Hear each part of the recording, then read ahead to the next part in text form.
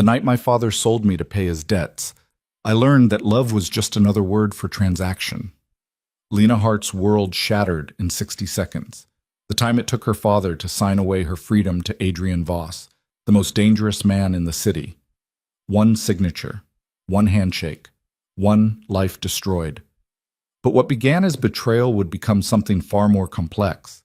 A twisted dance between power and survival, control and choice, darkness and an unexpected light.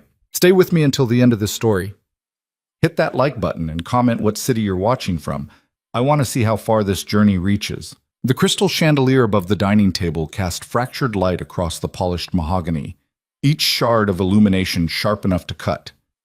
Lena Hart sat perfectly still, her hands folded in her lap, fingers pressed together so tightly the knuckles had gone white. Across from her, Richard Hart, her father, swirled bourbon in a cut-glass tumbler, the amber liquid catching the light like liquid gold. He hadn't looked at her once in the past 20 minutes. That should have been her first warning. "You're 23 years old, Lena."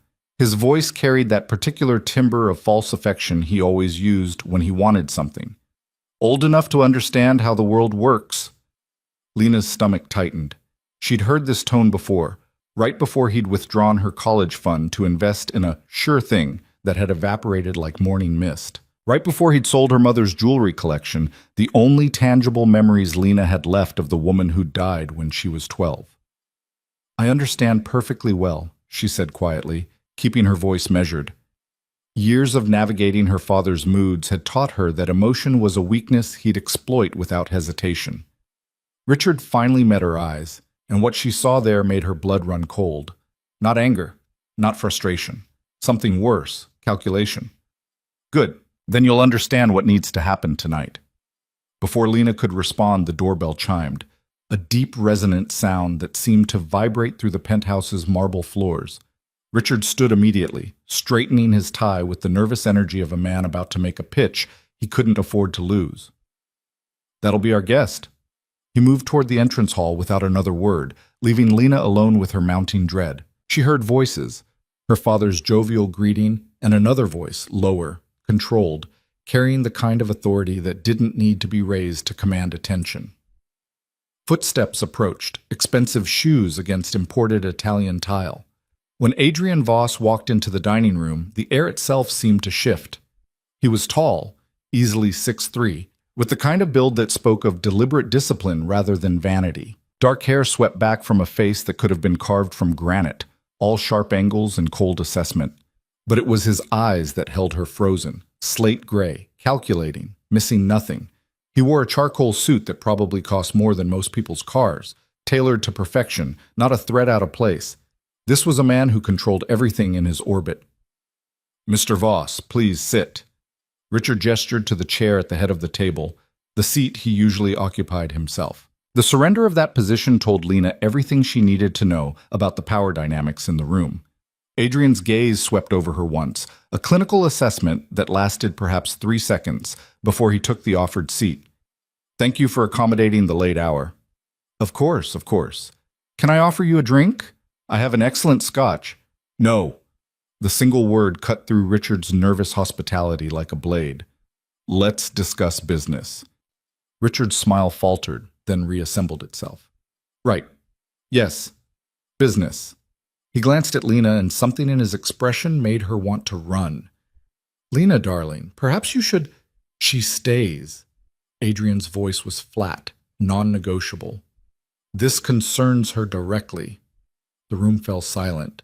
Lena's heart hammered against her ribs so hard she was certain they could hear it. Her father's face had gone pale beneath his artificial tan. Yes, of course." Richard sat down heavily, his earlier confidence evaporating.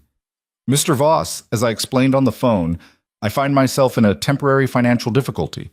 Nothing serious, you understand, just a matter of cash flow. You owe $17 million to 3 separate criminal organizations." Adrian's words were precise, factual, devastating. "The Kozlov Bratva, the Castellano family, and the Yakuza's West Coast operations. You've been given extensions twice. There will not be a third." Also, $17 million. The number hit Lena like a physical blow. She'd known her father gambled, had watched him cycle through winning streaks and losses her entire life. But this, I have assets, Richard said quickly. The penthouse alone is worth $6 million with the mortgage you took out last year. Your other properties are leveraged beyond their value. Your business interests are smoke and mirrors built on credit that's about to be called in. Adrian leaned back in his chair, utterly relaxed, as if discussing the weather. You have nothing, Richard. Nothing except what you offered me 3 days ago. Lena's breath caught. Her father's eyes slid toward her, and in that moment she understood. No, no, no, no. My daughter.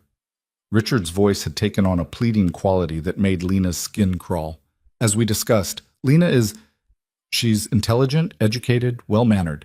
She'd be an asset to your household. Companionship, administrative work, whatever you might need. Stop. Lena's voice cracked through the air. She stood so quickly her chair scraped against the floor with a harsh screech. What the hell is this? Lena, sweetheart, please understand. Richard reached for her, but she jerked away from his touch. Understand what? That you're trying to sell me? Like I'm property? Her voice rose despite her best efforts to control it. To pay your gambling debts? It's not like that. Then what is it like? She turned to Adrian, who'd been watching the exchange with the detached interest of someone observing a mildly entertaining play. And you're seriously considering this? Buying a human being? Adrian stood in one fluid motion, and suddenly the space between them felt charged with electricity. Not buying, he said softly. Your father is transferring his debt to me. In exchange, you'll enter into a contract for my household. Room, board, education, security, all provided. It's more opportunity than your father has ever given you. The words were calm, reasonable even, which somehow made them more horrifying. I don't care how you frame it. I'm not for sale. Lena turned to her father, desperately searching for any sign of the man who'd read her bedtime stories, who'd taught her to ride a bike, who'd promised her mother he'd always protect their daughter. Dad, please, don't do this. Richard wouldn't meet her eyes. You don't understand the people I owe money to, Lena. What they'll do to me. To you, this is the only way. The only way to save yourself, you mean? Bitterness flooded her mouth. What about me? What about what I want? What you want? For the first time, anger flashed across Richard's face. You've lived in luxury your entire life because of me. This penthouse, your private schools, your designer clothes, all of it came from me. And now I'm asking you to help me, and you're being selfish? The audacity of it stole her breath. I'm being selfish? Enough. Adrian's voice cut through the rising argument with surgical precision. He looked at Lena, and for a moment something almost like sympathy flickered in those cold gray eyes. You have a choice here. Hope sparked in her chest. I do? Yes. You can agree to the contract. 5 years in my employ, following my rules, completing the education and training I provide. At the end of that time, your father's debt is cleared, and you're free to go wherever you wish with credentials and resources most people never achieve. Or? Her voice was barely a whisper. Or you walk out that door right now, free. No obligation. He paused, letting the weight of it settle. And your father faces the consequences of his debts alone. The Kozlov Bratva is particularly creative in their collection methods. I understand they have a preference for power tools. Richard made a strangled sound. Lena, please, don't. She held up a hand, unable to look at him. Her mind raced, trying to find a third option, an escape route, anything. But she'd grown up in this world, on its periphery at least. She knew the names Adrian had mentioned, knew their reputations. If she walked away, her father would die. Slowly. Painfully. And despite everything, despite his selfishness, his manipulation, his willingness to trade her like a commodity, he was still her father. The man who'd held her when she'd cried after her mother died. Who'd been there, however imperfectly, for 23 years. What exactly would this contract entail? She forced herself to meet Adrian's gaze, to not let him see how badly her hands were shaking. You'll live in my estate. Attend university. I understand your father pulled you out before completing your degree. You'll be trained in business management, finance, and other useful skills. In exchange, you'll assist with my household operations and follow the rules I set. What kind of rules? The kind designed to keep you safe and functional. I require discipline, punctuality, and discretion. I don't tolerate deception or disloyalty." His expression remained neutral. "But I also don't tolerate abuse. You'll be protected, educated, and treated with the respect your father never showed you." The barb was subtle, but pointed. Richard flinched. "And if I refuse to follow these rules?" Lena asked. "Consequences, proportional to the infraction. I'm not interested in breaking people, Miss Hart, but I am interested in structure and order." It was insane, all of it. And yet, as she looked between Adrian's controlled calm and her father's desperate fear, she realized something. She'd never had real choices in her life anyway. Her father had always dictated her path, always controlled her options. At least this way she might gain something from the transaction. 5 years, she said slowly. And at the end, I'm free. Completely free. No strings, no extensions, no hidden clauses. You have my word. The contract will be explicit. Your word. She laughed, the sound bitter. The word of a criminal. Adrian's lips curved in something that might have been a smile on a warmer face. I'm many things, Miss Hart, but I've built my reputation on keeping my agreements. Ask anyone in this city. My word is currency. Lena looked at her father one last time. He sat hunched in his chair, unable or unwilling to meet her eyes, and she felt something inside her crack and reshape itself. The love she'd had for him, desperate, seeking, never quite returned, was dying. But not dead yet. Not quite. Fine. The word tasted like ashes. I'll sign your contract. Richard's exhale of relief was audible. Lena, sweetheart, you won't regret. Don't. She cut him off, her voice ice. Don't pretend this is anything other than what it is. You're saving your own skin, and I'm paying the price. We both know it. Adrian pulled a document from the inside pocket of his suit jacket. He'd come prepared, she realized, with a sick feeling. Of course he had. This had been decided before she'd even known what was happening. The contract was surprisingly straightforward, written in clear language rather than the dense legalese she'd expected. 5 years of service. Specific duties outlined. Household management, administrative assistance, social functions as needed. Requirements for education, completion of her bachelor's degree, additional training in business and finance. And the rules. Pages of them. Curfews, dress codes, behavioral expectations, consequences for violations ranging from additional duties to confinement to the estate. It read like a prison sentence dressed up in silk. There's a clause here about punishment. She forced herself to keep her voice steady. What does that mean exactly? It means I don't tolerate chaos or insubordination. If you break the rules, there will be consequences, but they'll be fair, predictable, and never physical. Adrian's gaze was direct. I'm not your father, Miss Hart. I don't make promises I can't keep, and I don't raise my hand to those under my protection. Under my protection. The phrase was telling. She would belong to him in a sense, even if he framed it as something else. Lena read through the entire document twice, searching for loopholes, traps, escape clauses. Found none. At the end of 5 years, assuming she fulfilled her obligations, the debt would be cleared and she'd receive a substantial settlement, enough to start over anywhere she wanted, if she survived 5 years. I need a pen. Her voice sounded distant, like it belonged to someone else. Adrian produced an expensive fountain pen. Of course he did. Lena took it, the metal cool against her fingers, and signed her name at the bottom of the contract. Her signature looked strange, shaky, the letters not quite forming properly, the signature of a woman signing away her freedom. Adrian countersigned, his script bold and decisive. Then he folded the document precisely and returned it to his pocket. We leave tonight. Pack what you need. You have 30 minutes. Tonight? Lena stared at him. I need time to... 30 minutes, Miss Hart. The people your father owes money to know where he lives. Once word spreads that his debt is being assumed by me, this place won't be safe for you. The reality of it crashed over her. This wasn't just about her father's debts anymore. She was entering a different world entirely, one where power and violence were currencies, where her safety depended on the protection of a man she didn't know. A man who'd just purchased 5 years of her life. Go, Adrian said, not unkindly. Pack essentials only. Everything else you need will be provided. Lena walked toward her bedroom on autopilot, her mind struggling to process the last hour. Behind her, she heard Adrian's voice, low and cold, addressing her father. The debt is transferred. You're clear with the Kozlovs, the Castellanos, and the Yakuza.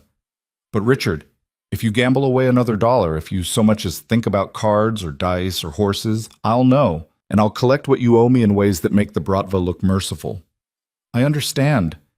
Thank you, Mr. Voss. Truly, I'm not doing this for you. I'm doing it because your daughter deserves better than to watch you torn apart by your own stupidity. A pause. You don't contact her. Not for 5 years. She's under my protection now, which means she's off limits to you and everyone else. Not if you understand. Lena didn't hear her father's response, but the silence was answer enough. In her bedroom, she moved mechanically, pulling a suitcase from her closet. What did one pack for indentured servitude? She grabbed clothes, practical things mostly, though she included a few items that made her feel like herself. The leather journal her mother had given her on her 10th birthday. Photos, her laptop, books. Her hand stilled on a framed picture of her parents on their wedding day, both of them young and smiling, radiant with hope for a future that would never materialize. Her mother had died 6 months after this photo was taken, a brain aneurysm that struck without warning. Lena had been too young to remember much of her, just impressions. Soft hands, a gentle voice, the smell of jasmine perfume. Would her mother have let this happen? Or had she married a man who would have sold his daughter to save himself, knowing exactly who he was? Lena left the photo on her dresser. 28 minutes later, she stood in the entrance hall with her suitcase, her purse, and the fragments of her former life. Adrian waited by the door, checking his phone with the casual attention of someone for whom time was always money.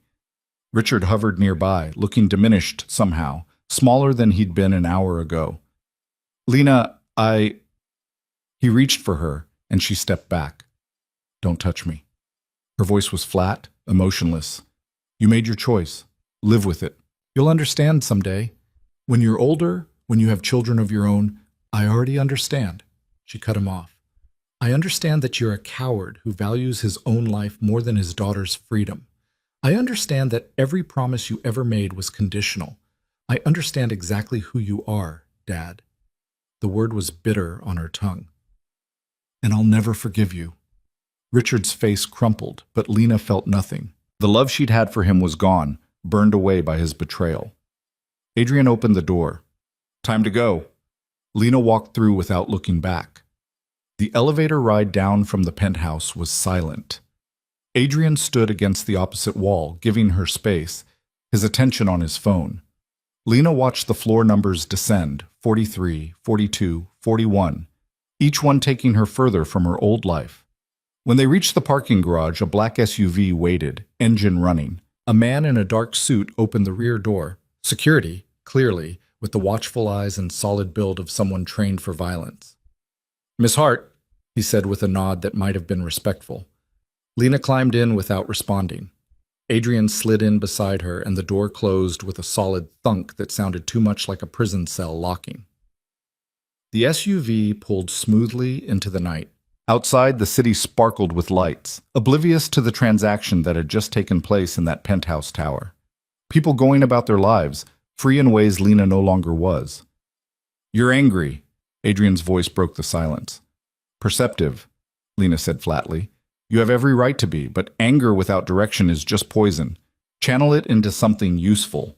She turned to look at him, this stranger who now controlled her life. Useful like what? Being the perfect little servant? Following your rules? Pretending this is anything other than slavery dressed up in legalese? Like rebuilding yourself into someone your father couldn't destroy. Adrian's gray eyes met hers, and there was something in them. Not kindness exactly, but understanding. He stole your education, your independence, your future. I'm offering you a chance to take all of that back. Yes, on my terms.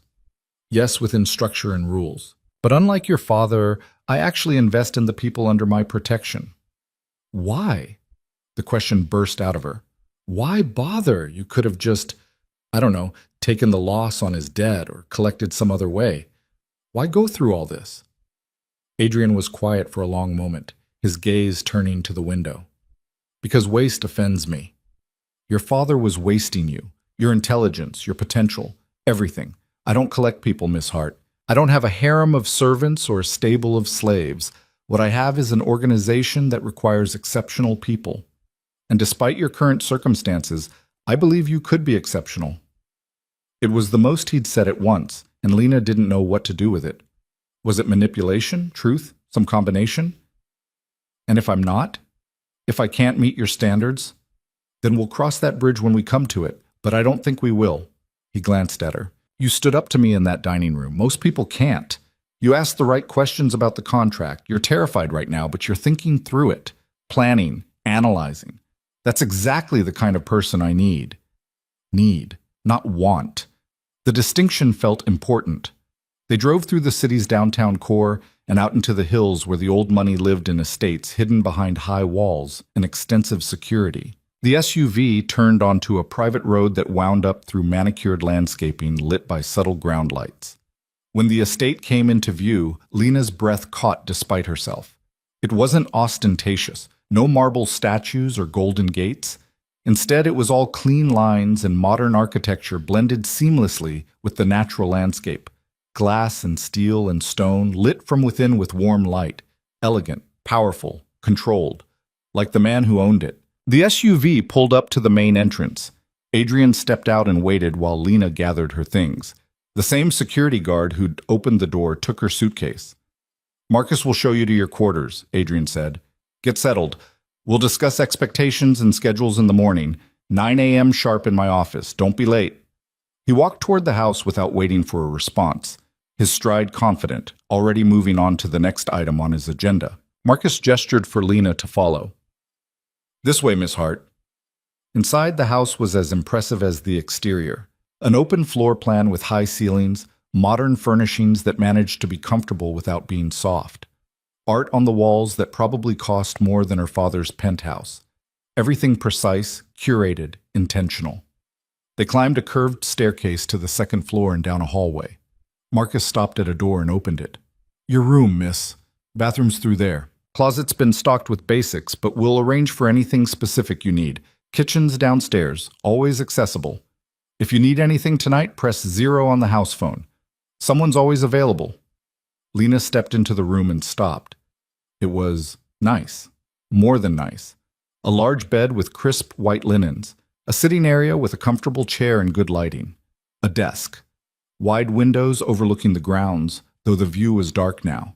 There's a welcome packet on the desk, Marcus continued. House rules, daily schedules, contact information. Mr. Voss expects you to review it before tomorrow's meeting. He set her suitcase by the closet. Is there anything you need right now? No, thank you. The words came automatically. Marcus nodded and left, closing the door quietly behind him. Alone, Lena sank onto the edge of the bed. The room was comfortable. The house was beautiful. Adrian had been almost reasonable, and none of it changed the fact that she was trapped. She should cry, should rage, should break something. Instead, she felt numb, hollowed out, like someone had scooped out everything inside her and left just a shell. The welcome packet sat on the desk, crisp and professional. Lena forced herself to stand and retrieve it. If she was going to survive this, she needed information. The first page was a welcome letter in Adrian's precise handwriting. Miss Hart, welcome to Voss Estate. I expect the transition will be difficult, but I trust you'll adapt quickly. The rules outlined in this packet are non-negotiable, but they exist for your protection as much as my convenience. Tomorrow we'll discuss your education plan and role within the household. Come prepared with questions. I value initiative and intelligence. Your 5 years begin now. Make them count. Adrian Voss. The rules were extensive. Wake time at 6:30 a.m. Breakfast at 7. Proper dress code for different areas of the house. No visitors without prior approval. No leaving the estate grounds without escort. Daily check-ins with Adrian or his designated staff. Technology use monitored. And consequences for violations, everything from extra duties to confinement to quarters to... The final clause made her stomach twist. Severe or repeated violations may result in contract termination with debt collection reverting to original creditors. In other words, if she screwed up badly enough, her father would die. The trap was perfect. Invisible bars, but bars nonetheless. Lena changed mechanically, unpacked her few belongings, set an alarm on her phone, climbed into the expensive bed with its soft sheets and down comforter, stared at the ceiling for hours, unable to sleep, her mind replaying the evening on an endless loop. Her father's desperate face, the cold calculation in Adrian's eyes, the scratch of pen on paper as she signed away 5 years. At some point, exhaustion won.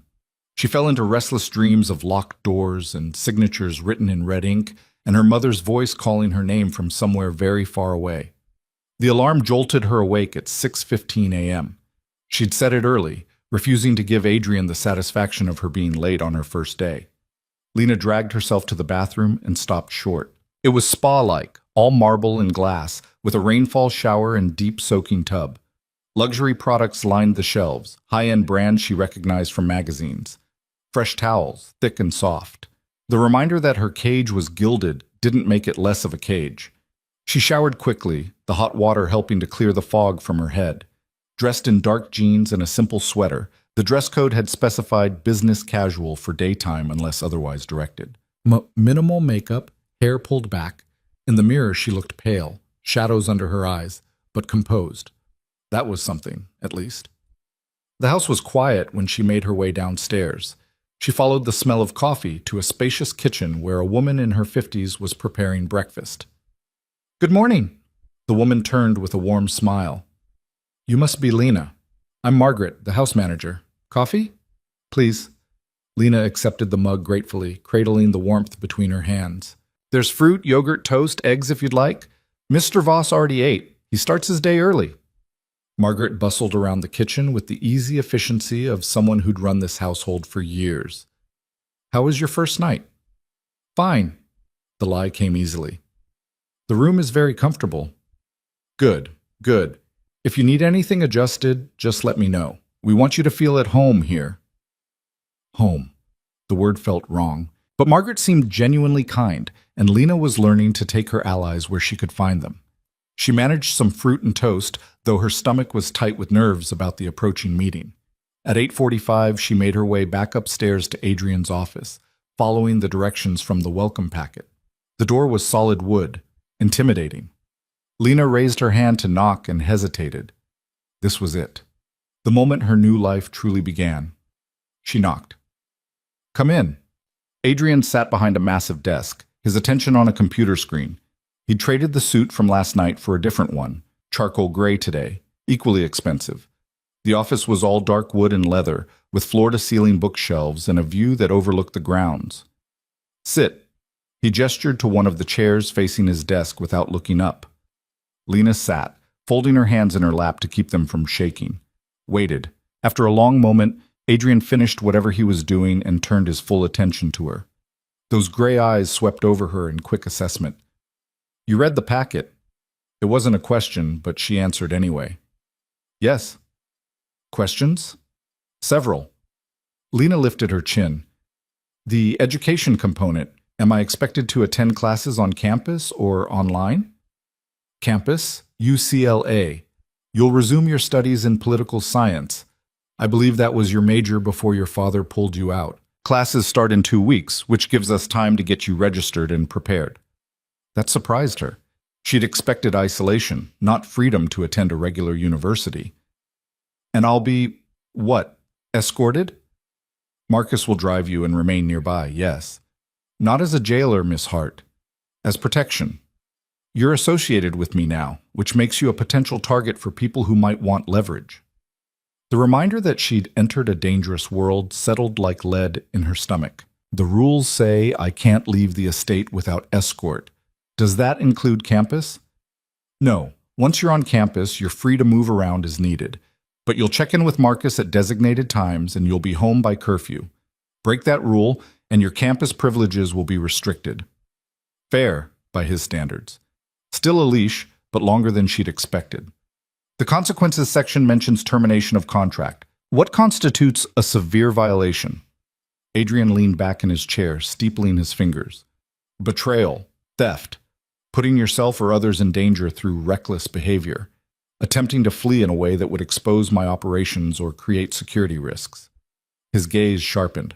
I'm not interested in punishing you for minor infractions, Miss Hart, but I also can't allow chaos or disloyalty in my household. As long as you follow the reasonable boundaries I've set, you'll be fine. And if I disagree with what constitutes reasonable, then we'll discuss it. I'm not a tyrant, but I am the final authority here. That's non-negotiable. He pulled out a tablet and made a few swipes. I've arranged for you to meet with an academic advisor next week to plan your coursework. You'll need to take a full load to graduate on schedule, 15 credits minimum per semester. Additionally, you'll spend 10 hours per week working with my financial analyst to learn business management and accounting. Lena blinked. That was actually educational, useful, not what she'd expected from an arrangement she'd thought would be glorified servitude. What about my duties here? The household operations mentioned in the contract? You'll assist Margaret with coordinating household staff, managing schedules and supplies, handling correspondence. Eventually, you'll take over those responsibilities entirely as she transitions to retirement. It's administrative work, organizational, detailed, exactly the kind of thing you'll need to understand if you want to run anything successfully. He was training her, actually training her for skills that would matter after her contract ended. Lena studied Adrian's face, searching for the manipulation, the trap, found only that same cool calculation, like she was a project he'd invested in and intended to see succeed. Why? The question slipped out. I don't understand why you're bothering with all this. The education, the training. You could have just kept me as staff, made me clean or cook or whatever. Because that would be a waste. Adrian set down the tablet. You want to know who I am, Miss Hart? I'll tell you. I run one of the most efficient criminal organizations in this city. Smuggling, money laundering, information brokerage. Nothing violent, nothing that harms civilians, but illegal nonetheless. I've built that organization by recognizing talent and developing it, by creating systems that work, by refusing to settle for mediocrity. He stood and walked to the window, hands in his pockets, looking out over the grounds. Your father saw you as a resource to be exploited or a burden to be offloaded. I see potential. Raw, undeveloped potential. The question is whether you're willing to push past your anger and resentment long enough to realize I'm offering you something he never would have. Actual power. Real independence. The kind that comes from competence, not luck or manipulation. Lena's throat felt tight. And what do you get out of it? Adrian turned back to face her. An extremely competent person managing my household operations in 2 years when Margaret retires. Someone I can trust, because they understand that loyalty is a two-way street, and possibly, if you prove as capable as I think you will be, a business associate when your contract ends. He tilted his head slightly. I'm not a philanthropist, Miss Hart, but I'm also not short-sighted. Investing in you benefits us both. It made a terrible kind of sense. Ruthless, yes. Transactional, absolutely. But honest in a way her father had never been. Okay, Lena took a breath. So what do we do now? What's my schedule? Adrian returned to his desk and pulled up a calendar on his screen, turning it so she could see. Mornings you'll work with Margaret, learning the household systems. Afternoons are for your education. Once classes start, you'll be on campus. Right now, you'll work with my financial analyst, David Chen. He's expecting you at 1 p.m. today. Evenings are yours unless there's a social function you're required to attend. Social functions? Occasionally I host dinners or attend events where having an intelligent, well-spoken companion is useful. Part of your role. The dress code for those will be formal, and I'll expect you to handle conversation gracefully. Consider it practice for whatever career you choose after this. Companion. The word made her skin crawl despite his clinical delivery. Adrian must have seen something in her expression because his eyes narrowed slightly. I'm not interested in you sexually, Miss Hart. Don't flatter yourself. What I need is someone who can hold their own in rooms full of dangerous, intelligent people and make me look like I have excellent taste in my associates. Think of yourself as a professional +1, nothing more. The bluntness was almost refreshing. And if someone at these events gets the wrong idea? They won't. You're under my protection, which means anyone who touches you inappropriately answers to me. That's not a threat you need to worry about. Lena wanted to hate him, wanted to find the villain in this scenario and direct all her rage at a clear target, But Adrian refused to be simple, cruel but not sadistic, controlling but not unreasonable, using her but also investing in her. It was disorienting. I think that covers the basics. Adrian closed the calendar. You'll report here every morning at 9 for the next week, so we can make sure you understand the household operations and routines. After that, we'll adjust based on your class schedule. Any other questions? Just one. Lena met his eyes directly. What happens if I actually do well at all this? If I exceed your expectations? For the first time, something that might have been a smile flickered across Adrian's face. Then we'll renegotiate. I told you I value competence. Prove yourself indispensable, and we'll discuss terms that benefit us both. It was the first hint of hope she'd felt since signing that contract. Not freedom exactly, but possibility. A path forward that wasn't just survival. Understood. Lena stood. I'll meet with Margaret now, unless you need anything else. Go ahead. And Miss Hart? He waited until she turned back. Welcome to Voss Estate. Try not to waste the opportunity. Lena left the office with her mind spinning. She'd expected a monster, a cruel overlord who'd make her life hell. Instead, she'd found something more complex. A man who'd bought her freedom, yes, but seemed genuinely interested in helping her rebuild it into something stronger. She didn't trust him, couldn't afford to, not when he still held all the power. But maybe, just maybe, she could work with him. And if she played this right, 5 years from now, she'd walk away with more than just her freedom. She'd walk away with the skills and resources to never be powerless again. Margaret was waiting in the kitchen when Lena came downstairs. The next several hours passed in a blur of household systems, ordering, inventory, staff schedules, maintenance coordination. Margaret was patient and thorough, clearly passionate about the smooth operation of the estate. Mr. Voss values efficiency above almost everything, she explained.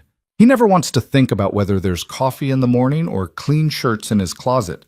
That's our job, to make his life frictionless so he can focus on his business.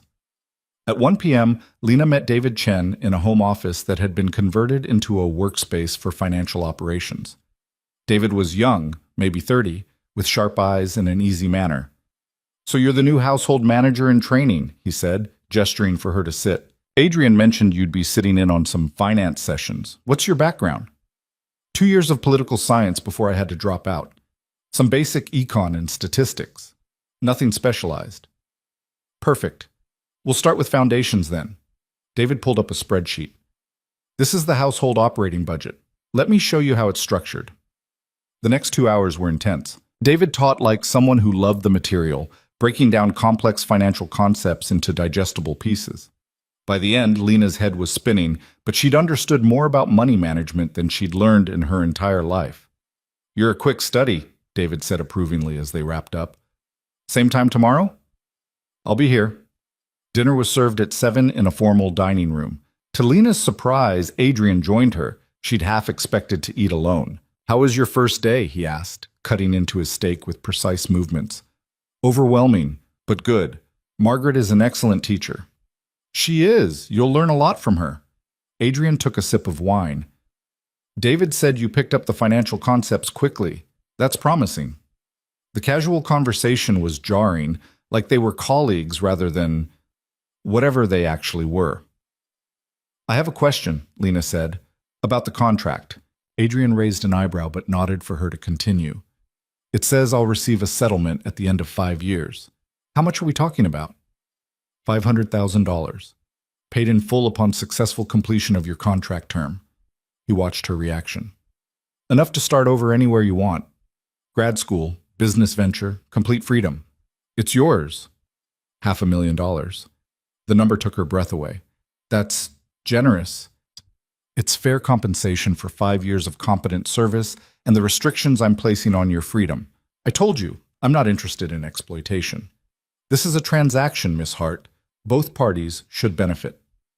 Lena processed that, turning it over in her mind. $500,000, a degree, skills, resources. If she survived this with her mind intact, she'd walk away in a better position than most people achieved in a lifetime. Okay, she said finally, then I'll hold up my end. See that you do. They finished dinner in comfortable silence. After, Lena retreated to her room, exhausted but wired. She pulled out her laptop and did what she probably should have done before signing the contract, researched Adrian Voss. The results were interesting. Very little concrete information, but plenty of rumors and speculation. Criminal connections, definitely, but as he'd said, nothing violent. No drugs, no human trafficking, no brutal enforcement. More like a shadow CEO, running an empire most people didn't know existed. There were photos from charity events and business functions. Adrian in expensive suits, always with different companions, men and women both. Always elegant, always appropriate. Never the same person twice. She was being slotted into a role, Lena realized. Not a romantic partner, but window dressing. A signal that he had the resources and taste to attract intelligent, attractive people into his orbit. It should have felt demeaning. Somehow it just felt practical. Her phone buzzed. A text from an unknown number. "This is Marcus. Adding you to estate security contacts. Save this number. Any safety concerns? Text or call immediately. Welcome to the team." Team. Like she'd joined something rather than been conscripted into it. Lena saved the number and set her phone aside. Looked around the comfortable room that was her cage. Tried to imagine 5 years here. Tried to imagine the person she might become in that time. Outside, the estate grounds were dark except for subtle security lighting. Somewhere in the house, Adrian was probably still working. Margaret had mentioned he rarely slept more than 5 hours a night. A man who'd built an empire through discipline, control, and refusing to settle for less than excellence. A man who'd bought her, yes, but seemed determined to forge her into something stronger. Lena Hart had entered this house as a victim, betrayed by her father, sold to pay his debts, powerless and afraid. She wouldn't leave it that way. 5 years. She could survive 5 years of anything if it meant walking away free, educated, financially secure, and never dependent on anyone again. And if along the way she learned how to navigate Adrian Voss's complex world, how to hold her own in rooms full of dangerous people, how to turn structure and discipline into strength. Well, that would be revenge enough on the father who'd tried to throw her away. Lena pulled out her journal, the one her mother had given her, and began to write. Not about grief or anger, though both still churned inside her. About plans, goals, the person she intended to become. The girl who'd sat in that penthouse dining room was gone, destroyed by her father's betrayal. The woman who would emerge 5 years from now would be someone entirely new. Someone her mother might have been proud of. Someone even Adrian Voss would have to respect. The transformation had already begun. The first week dissolved into routine faster than Lena expected. Wake at 6:30 to the soft chime of her alarm.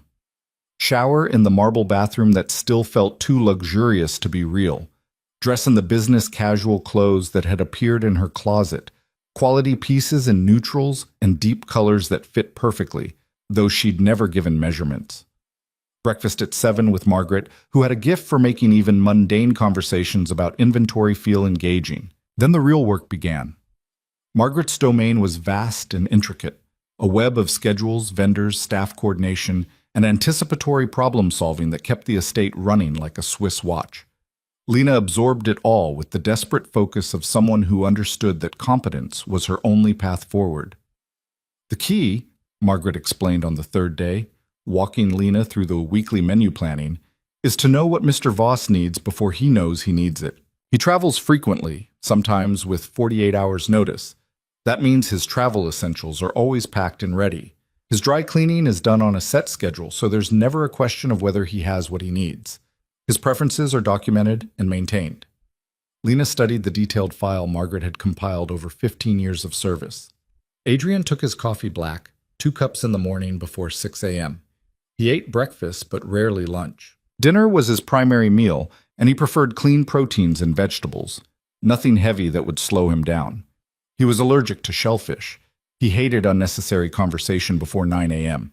He expected problems to come with proposed solutions, not just complaints. "He sounds exhausting," Lena muttered, scanning the pages. Margaret laughed. "He's exacting, but he's also fair, and he never asks for anything unreasonable. Learn his patterns, anticipate his needs, and you'll find he's actually quite easy to work for." She paused. "Unlike some employers I could mention from my younger days." The afternoons with David Chen were equally intense, but in a different way. He made finance accessible, even fascinating, showing her how money moved through legitimate and shadow economies, how to read balance sheets and spot inconsistencies, how to structure deals that benefited all parties while protecting your interests. Adrian doesn't cheat people, David explained during their fourth session. That's bad business. He creates situations where everyone wins, but he wins more. That's the art of it, making sure your partners feel good about the deal, even though you've structured it to your advantage. That seems manipulative, Lena said. It's strategic. There's a difference. David pulled up a case study. Look at this acquisition he did 2 years ago. The seller thought he was getting top dollar. Adrian thought he was getting an undervalued asset with hidden potential. Both parties were happy. 6 months later, Adrian had tripled the value through restructuring. Who got manipulated? The seller, who didn't see the potential. Or the seller, who got paid exactly what he thought it was worth and walked away satisfied. David leaned back in his chair. Adrian's philosophy is that you can't build an empire on resentment. People need to feel good about working with you, even in the criminal world. Especially in the criminal world, where contracts aren't enforceable in court. It was a masterclass in practical psychology disguised as finance lessons.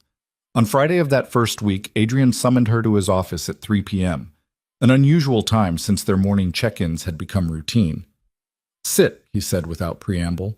"We need to discuss your security training." Lena blinked. "My what?" "Security training. Self-defense, situational awareness, basic protective protocols." Adrian pulled up a schedule on his tablet. "You'll start Monday with Marcus, 2 hours every afternoon before your session with David." "I don't understand. I thought Marcus was my security. Why do I need training?" "Because I don't believe in creating dependencies." Adrian's gray eyes were sharp. "You're associated with me now, which makes you a potential target. I provide security, yes, but I also expect you to be able to protect yourself if circumstances require it. Marcus will teach you basic hand-to-hand defense, how to identify threats, how to extract yourself from dangerous situations." Lena's stomach tightened. "Has something happened? Am I in danger?" "Not specifically, but preparation isn't about responding to current threats. It's about being ready for future ones." He set down the tablet. "Also, learning to defend yourself is empowering. I suspect you could use some of that." The observation was uncomfortably accurate. Lena had felt powerless for so long, first under her father's erratic control, now under Adrian's structured authority. The idea of physical competence, of being able to protect herself, sent an unexpected thrill through her. "Okay," she said. "I'll do it." "I know you will. It's not optional." Adrian almost smiled. "But I'm glad you're willing. Margaret tells me you're adapting well to the household operations. David says you're exceeding his expectations in the finance sessions. Keep it up." The praise was sparse but felt earned. Lena left the office with something unfamiliar warming her chest. Not happiness exactly, but satisfaction. She was good at this. The structure, the learning, the challenge of mastering new systems. For the first time in her adult life, she was building real competence instead of just surviving her father's chaos. That evening, she found herself in the estate's library, a 2-story room lined with books that Adrian had mentioned she was free to use. She ran her fingers along the spines, marveling at the collection. Classic literature, contemporary fiction, dense academic texts on economics and political theory, biographies of historical figures. "Find something interesting?" Adrian's voice made her jump. He stood in the doorway, jacket discarded, tie loosened, the most casual she'd seen him. In his hand was a tumbler of amber liquid that she recognized as the expensive scotch he occasionally drank. "Just browsing. I didn't realize you were a reader." Knowledge is power. Books are one of the most efficient delivery mechanisms. He moved into the room, selecting a volume from a high shelf with practiced ease. "Margaret mentioned you were an English minor before switching to political science." "Poetry, actually. Completely impractical, according to my father." The bitterness crept in before she could stop it. "Poetry teaches you to see beneath surface meanings, to understand how language shapes perception. That's incredibly practical if you know how to apply it." Adrian handed her the book he'd selected, a collection of Maya Angelou's work. "Try this." She understood power dynamics better than most political theorists. Lena took the book, startled by the recommendation. "Thank you." "Don't thank me. Just read it." He moved toward the door, then paused. "You're doing well, Miss Hart. Better than I expected this quickly. Keep pushing yourself. He left before she could respond. Lena stood alone in the library, holding Maya Angelou's poetry, trying to reconcile the man who'd bought her with the man who'd just recommended literature about resilience and self-definition. Adrian Voss was a walking contradiction, ruthless but not cruel, controlling but not crushing, transactional yet somehow invested in her development. Every time she thought she had him figured out, he revealed another layer. It was disorienting and infuriating and oddly compelling all at once. Monday morning brought her first session with Marcus. He was waiting in the estate's gym, a fully equipped space in the lower level that Lena hadn't explored yet. "Miss Hart," Marcus nodded. "Ready to learn how not to be a victim?" His bluntness was refreshing. "I think so." "Good. First rule, awareness is your best weapon. Most attacks succeed because the victim isn't paying attention." He gestured for her to stand in the center of the mat. "Show me how you'd walk through a parking garage at night." Lena walked across the mat, suddenly self-conscious. "Stop." Marcus shook his head. "You're looking at the ground.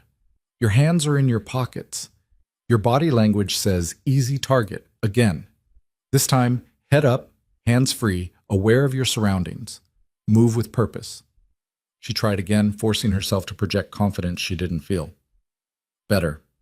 Predators look for vulnerability. Don't give it to them." Marcus spent the next 20 minutes drilling her on awareness. How to scan a room, identify exits, read body language that telegraphed aggression. Then they moved to physical techniques. "I'm not trying to make you a fighter," he explained. "I'm teaching you to create opportunities to escape.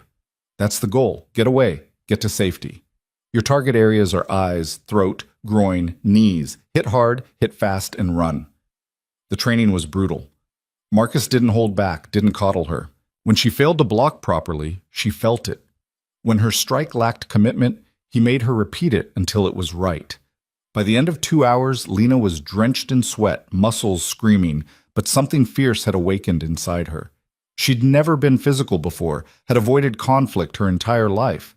This was different. This was taking up space, refusing to be small, learning to fight back. "Good work," Marcus said as she gulped water. "Same time tomorrow. We'll work on escape techniques." Lena nodded, too breathless to speak. That night, she soaked in the deep tub, her body aching in ways that felt earned rather than inflicted. Through the bathroom door, she could hear her phone buzzing, probably David sending additional reading materials, which he did religiously. But when she finally checked, the message was from an unknown number. "Lena, it's your father. I know you're angry, but please, we need to talk. I miss you. I'm sorry for everything. Please, call me." Her hand shook. The anger she'd been channeling into productivity roared back to life, hot and vicious. He missed her. He was sorry. Words, just words, meaning nothing, changing nothing. Lena blocked the number and deleted the message.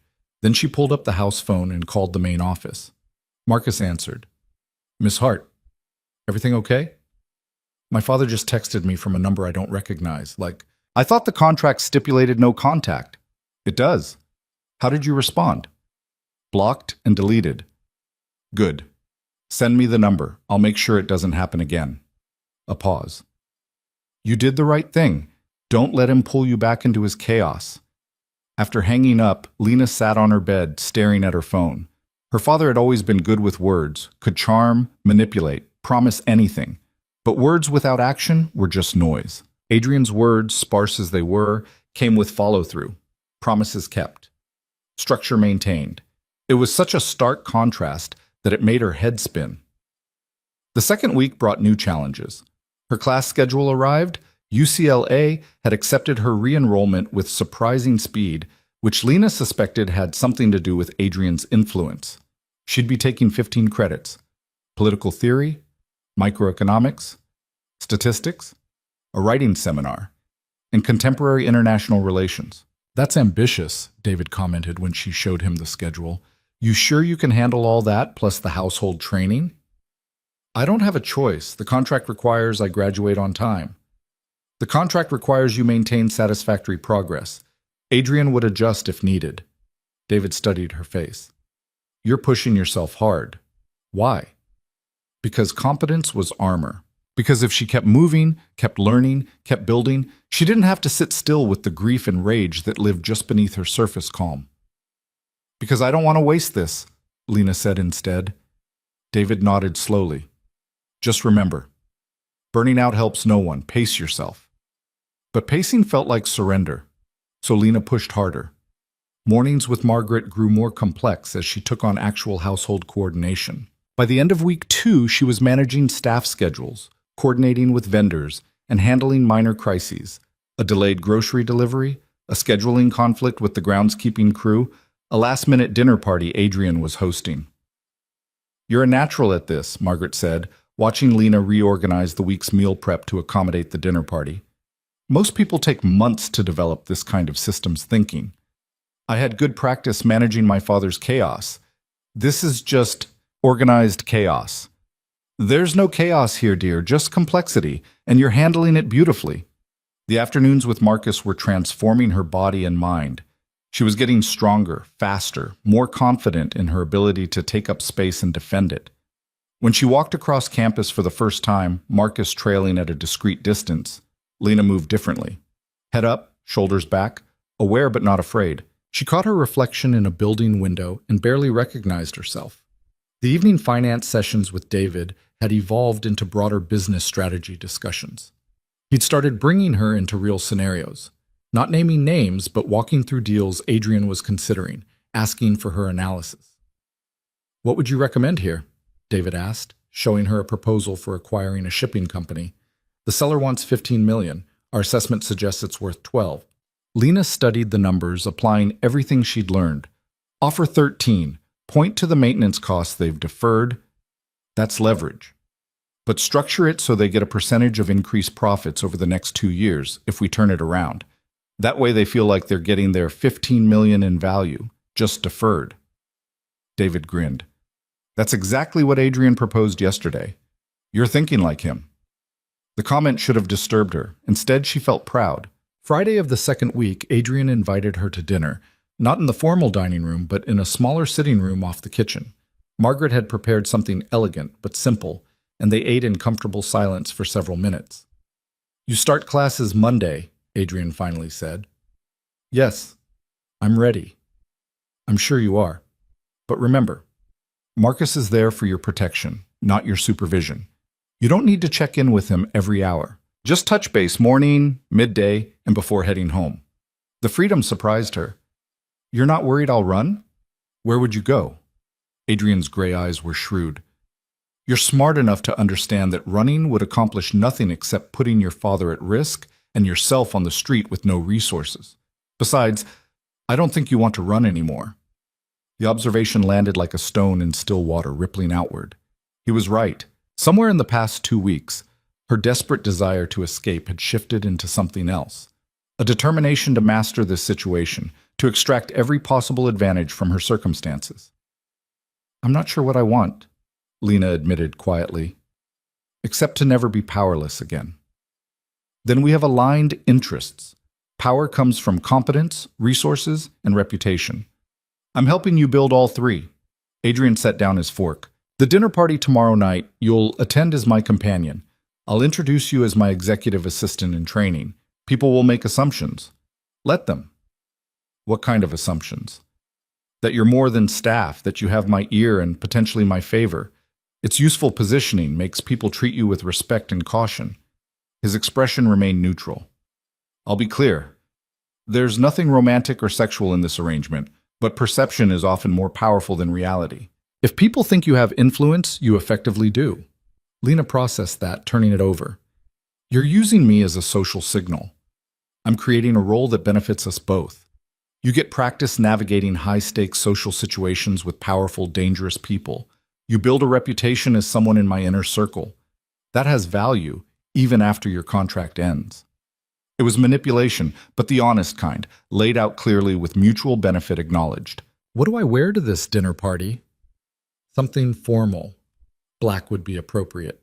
There's a selection in your closet. Margaret took the liberty of ordering options based on the measurements the estate tailor took. Of course there were options. Nothing in Adrian's world was left to chance. The next evening, Lena stood in front of her mirror, barely recognizing herself. The black dress was elegant, sleeveless, fitted at the waist, falling to just below the knee. Sophisticated without being overtly sexy. She'd styled her hair in a simple updo, minimal jewelry, understated makeup. She looked older, more polished, like someone who belonged in Adrian Voss's world. Margaret appeared in the doorway, smiling. "Perfect. Mr. Voss asked me to give you this." She held out a small velvet box. Inside was a delicate silver bracelet, simple, expensive, beautiful. "He said it's on loan for the evening," Margaret explained. "Appearances matter at these events." Lena fastened the bracelet, the cool metal settling against her wrist like a collar. That's what it was, really, a mark of ownership dressed up as jewelry. But when she descended the stairs to find Adrian waiting in the foyer, looking devastating in a tailored black suit, she couldn't deny the surge of something that felt uncomfortably like pride. He assessed her appearance with that clinical gaze. "You look appropriate. Remember, speak when spoken to, but don't be passive. These people respect intelligence and confidence. Show them both." "Understood." And Lena, he waited until she met his eyes. "Stay within sight of me or Marcus at all times. Some of tonight's guests are unpredictable." The warning sent ice down her spine. This wasn't just a dinner party. This was business, the kind where danger lurked beneath polite conversation. The guests began arriving at 7. Lena positioned herself near Adrian, watching as he transformed into a gracious host, charming, attentive, reading every person who walked through the door with perfect precision. "Adrian, wonderful to see you." A silver-haired man in his 60s approached, his smile not reaching his eyes. "And who is this lovely creature?" "Victor, allow me to introduce Lena Hart, my executive assistant." Adrian's hand settled lightly at the small of her back, a possessive gesture that wasn't lost on Victor. "Lena, Victor Constantine runs shipping operations throughout the West Coast." Lena extended her hand. "Mr. Constantine, a pleasure." Victor's grip was just shy of uncomfortable.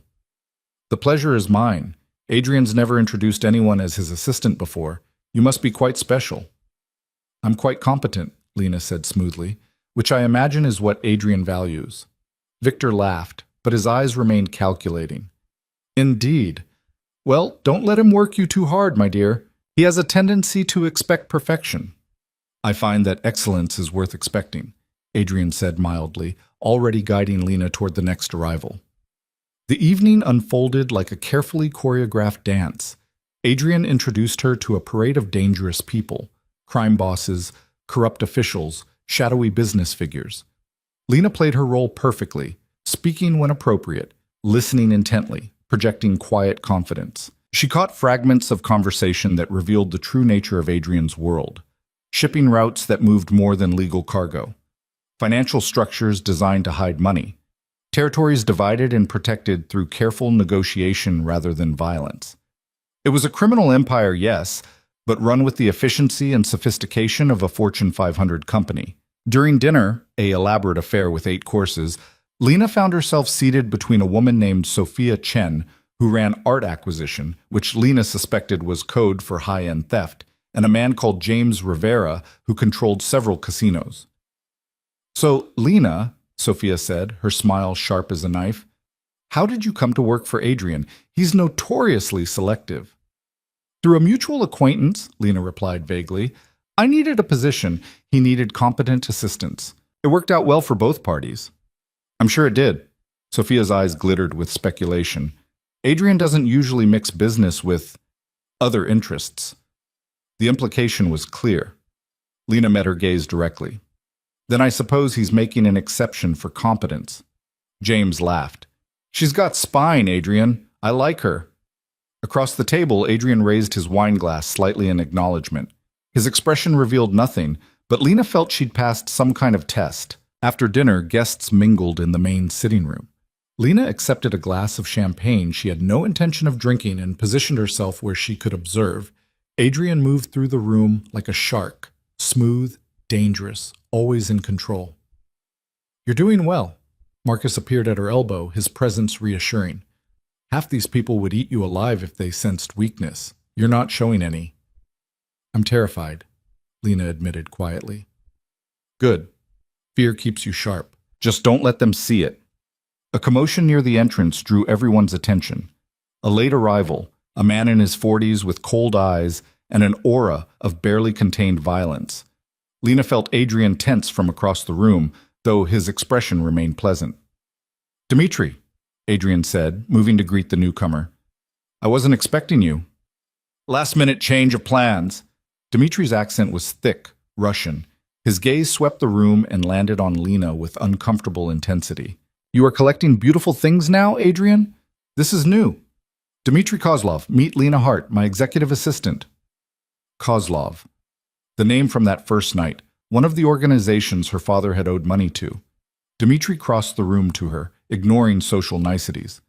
"Hart, this name is familiar." Lena's heart hammered, but she kept her expression neutral. "It's fairly common." "Perhaps?" Dimitri's smile was predatory. "Or perhaps you are daughter of Richard Hart, the man who owed my organization considerable money?" The room went silent. Every dangerous person in it was suddenly focused on this moment, this revelation. Adrian appeared at Lena's side, his presence a shield. "Her father's debts were transferred to me. The matter is settled." "Ah, so you are collecting debts now too?" Dimitri's eyes never left Lena. "What is she worth, this daughter? What did you pay?" "That's between Richard Hart and myself." Adrian's voice had gone cold. All pretense of warmth vanished. "And it's none of your concern." "Everything in this city is my concern." Dimitri stepped closer, and Lena caught the scent of expensive cologne and underlying danger, especially when it involves my money. "Your money was paid in full. Or would you like to examine the wire transfer records again?" The tension in the room was suffocating. Lena forced herself to breathe normally, to not show the terror clawing at her throat. Dimitri stared at Adrian for a long moment, some silent battle of wills happening between them. Finally, he laughed, a harsh sound without humor. Of course, business is concluded. I am just curious about such an unusual transaction." "Your curiosity is noted." Adrian's hand found the small of Lena's back again, but this time the touch was protective rather than possessive. "If you'll excuse us, I need to attend to my other guests." He guided Lena away, Marcus falling into step behind them. They moved through the sitting room to Adrian's private office, the door closing behind them with a solid click. "Are you all right?" Adrian asked immediately. Lena nodded, not trusting her voice. "Dimitri is a provocateur.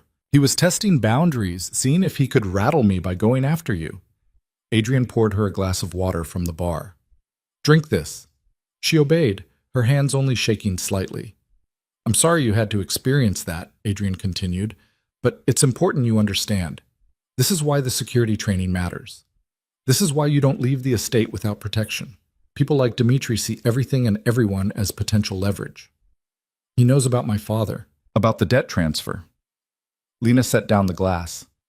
"Does that put me in danger?" "Not as long as you're under my protection.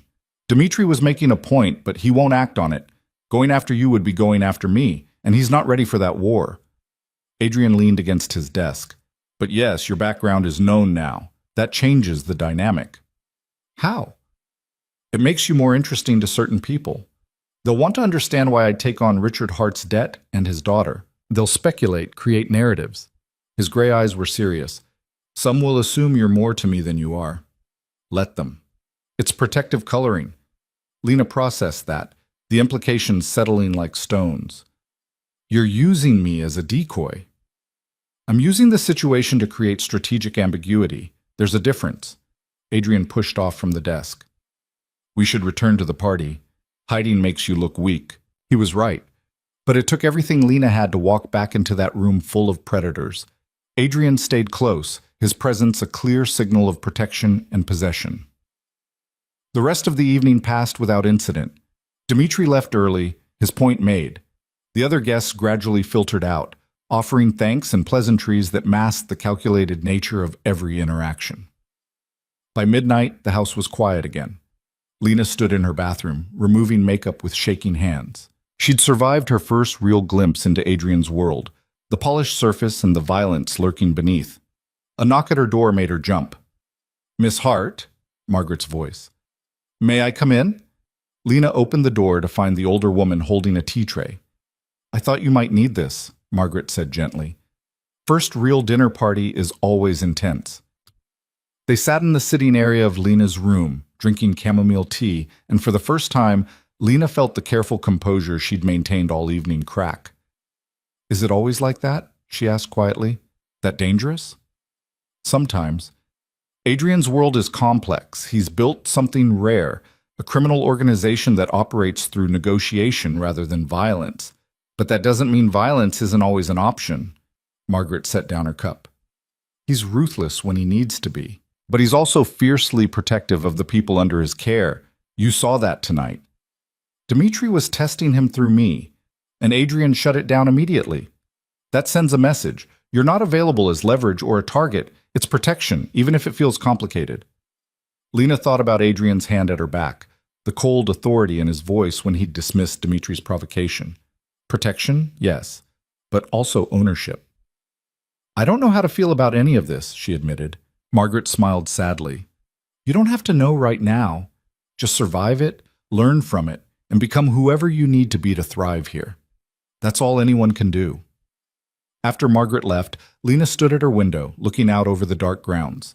Somewhere in the house, Adrian was probably still working, processing the evening's interactions, planning his next moves. She thought about the girl who'd signed that contract 2 weeks ago. Terrified, angry, powerless. That girl was already gone, replaced by someone harder, sharper, more aware of the dangerous currents that shaped this world. In 3 years and 50 weeks, she'd walk away from this with her freedom, her education, and $500,000. But she was beginning to understand she'd leave with something else too. Knowledge of how power really worked, how dangerous people operated, how to survive and thrive in spaces most people never even knew existed. Whether that was corruption or education depended on your perspective. Lena was no longer sure which she believed. Classes started on a Monday morning, thick with fog that clung to the UCLA campus like a shroud. Lena stepped out of the black SUV with her backpack slung over one shoulder, feeling Marcus's presence behind her like a shadow she couldn't shake. "I'll be in the student union," he said quietly. "Text when you're between classes. And Miss Hart, remember what we practiced. Awareness first." She nodded and walked toward Royce Hall, willing herself to move like she belonged here. Like she was just another student returning for the semester, not a woman whose freedom had been signed away to pay debts she'd never incurred. Her first class was political theory with Professor Hendricks, a woman in her 50s with sharp eyes and a reputation for dismantling lazy arguments. The lecture hall filled quickly, students comparing summer adventures, complaining about textbook costs, existing in a world Lena had been exiled from. She chose a seat in the middle, not too eager, not too withdrawn, pulled out her laptop and waited. "Welcome back, and welcome to those joining us for the first time," Professor Hendricks commanded the room without raising her voice. "This semester we'll be examining power structures, how they're built, maintained, and challenged. We'll start with Machiavelli's The Prince, which I'm sure most of you think you understand. I promise you don't." Lena found herself leaning forward, engaged despite everything. Machiavelli had been on Adrian's bookshelf. She'd noticed it that night in the library. Was that intentional? Had he anticipated she'd be studying this? The lecture flew by. Professor Hendricks dissected the text with surgical precision, drawing parallels to modern power dynamics that made several students shift uncomfortably. When she dismissed them, Lena felt energized in a way she hadn't since before her father's betrayal. Her phone buzzed. "Marcus." "How was class?" "Good. Heading to economics next." The day continued in a blur of syllabi and introductions. By the time she met Marcus in the student union at 4, Lena's head was swimming with reading assignments and paper deadlines. "You look happier," Marcus observed as they walked to the SUV. "I forgot what it felt like. To learn something because I wanted to, not because someone was forcing me." She paused. "Thank you for giving me space. I know you were close by, but it didn't feel suffocating." That's the balance Adrian wants. Protection without imprisonment. Marcus opened the door for her. How he treats you sets the tone for how everyone else in his organization sees you. Respect flows downward. During the drive back to the estate, Lena stared out the window, processing the day. She'd survived her first return to normal life, or the appearance of it, Her classmates had no idea who she really was, what her circumstances were. To them, she was just Lena, a transfer student getting her degree. The anonymity was intoxicating. At the estate, she found Adrian in his office, door open for once.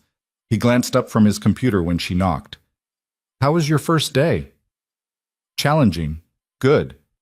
Lena hesitated in the doorway. "Professor Hendricks assigned the prints. I noticed you have a copy." "I have several copies in different translations. The nuances matter." Adrian gestured to the chair across from his desk. "Sit. Tell me what you think Machiavelli got right." It wasn't what she'd expected. Lena sank into the chair, her mind scrambling. He understood that power requires both fear and respect, that being loved is less reliable than being feared, but being hated is dangerous. "And you think that's accurate?" "I think you believe it is. You've structured everything here around respect and consequences, not affection." The words came out before she could stop them. "People fear disappointing you more than they fear punishment." Adrian leaned back, studying her with those unreadable gray eyes. "Go on." "Margaret works herself to exhaustion because she respects your standards.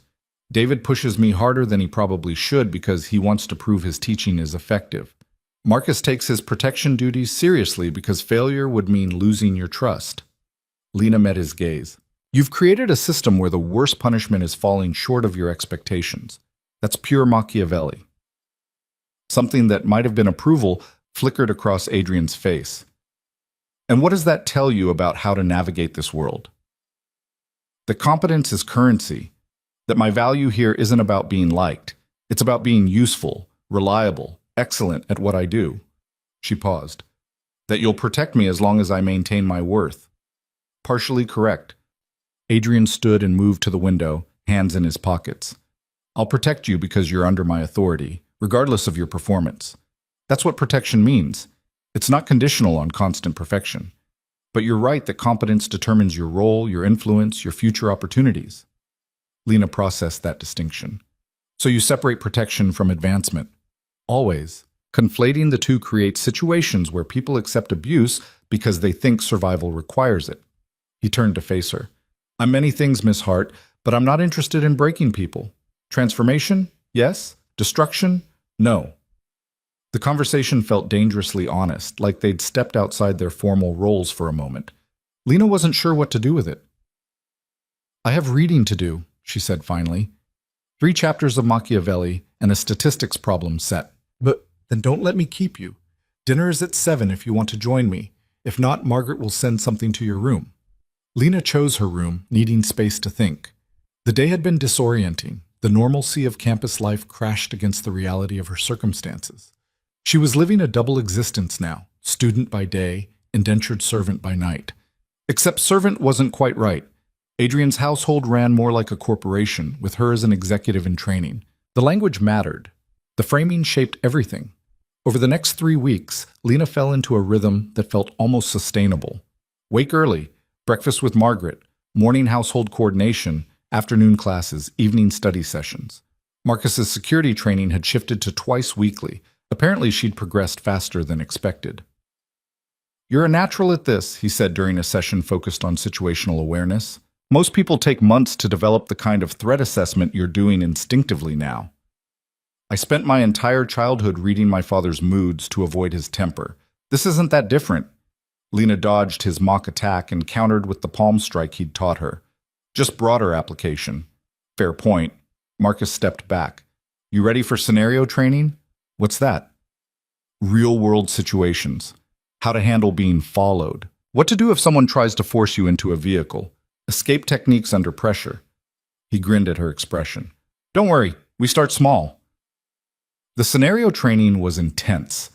Marcus had recruited 2 other security staff to play aggressors, creating situations that felt terrifyingly real. The first time someone grabbed her from behind, Lena froze completely. "Again," Marcus said. "Don't think, react." They ran the scenario 5 times. By the 5th, Lena's elbow connected with her attacker's solar plexus hard enough to make him grunt, and she'd extracted herself and run to the designated safe point. "Better," Marcus approved. "Your instinct is still to negotiate. Break that." In a real threat situation, you fight first, think later.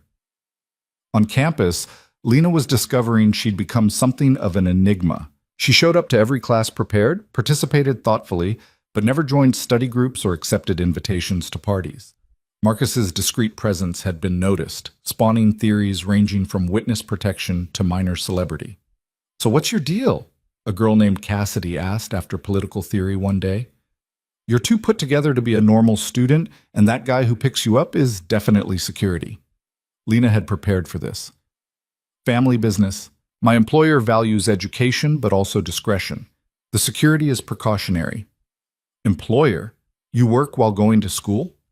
"Executive assistant position? It's complicated." Cassidy seemed to accept that, backing off with the wariness people show around money and power they don't fully understand. Lena hated lying, but recognized it as necessary. The truth, that she'd been traded to settle gambling debts, would raise questions she couldn't answer. In Professor Hendrick's class, they'd moved from Machiavelli to Hannah Arendt, examining power versus violence. The professor had a habit of cold-calling students for their interpretations. "Miss Hart." Professor Hendrick's eyes locked on her. "Arendt argues that power and violence are opposites. Where violence rules absolutely, power is absent. Thoughts?" Lena stood, her mind racing. "I think she's distinguishing between coercion and authority. Violence is what you use when you've lost the ability to command through legitimate power. It's admission of weakness, not strength." Interesting. Apply that to a modern context. A leader who rules through fear and brutality has no real power, just the temporary ability to inflict harm. But a leader who commands respect and loyalty, who creates systems people invest in maintaining, has genuine power that sustains even without their direct presence. Professor Hendricks nodded slowly. "You're describing the difference between tyranny and authority." "Good. Sit." That evening, Lena recounted the exchange to Adrian during one of their increasingly frequent dinners together. "Arendt was right," he said, cutting into his steak with precise movements.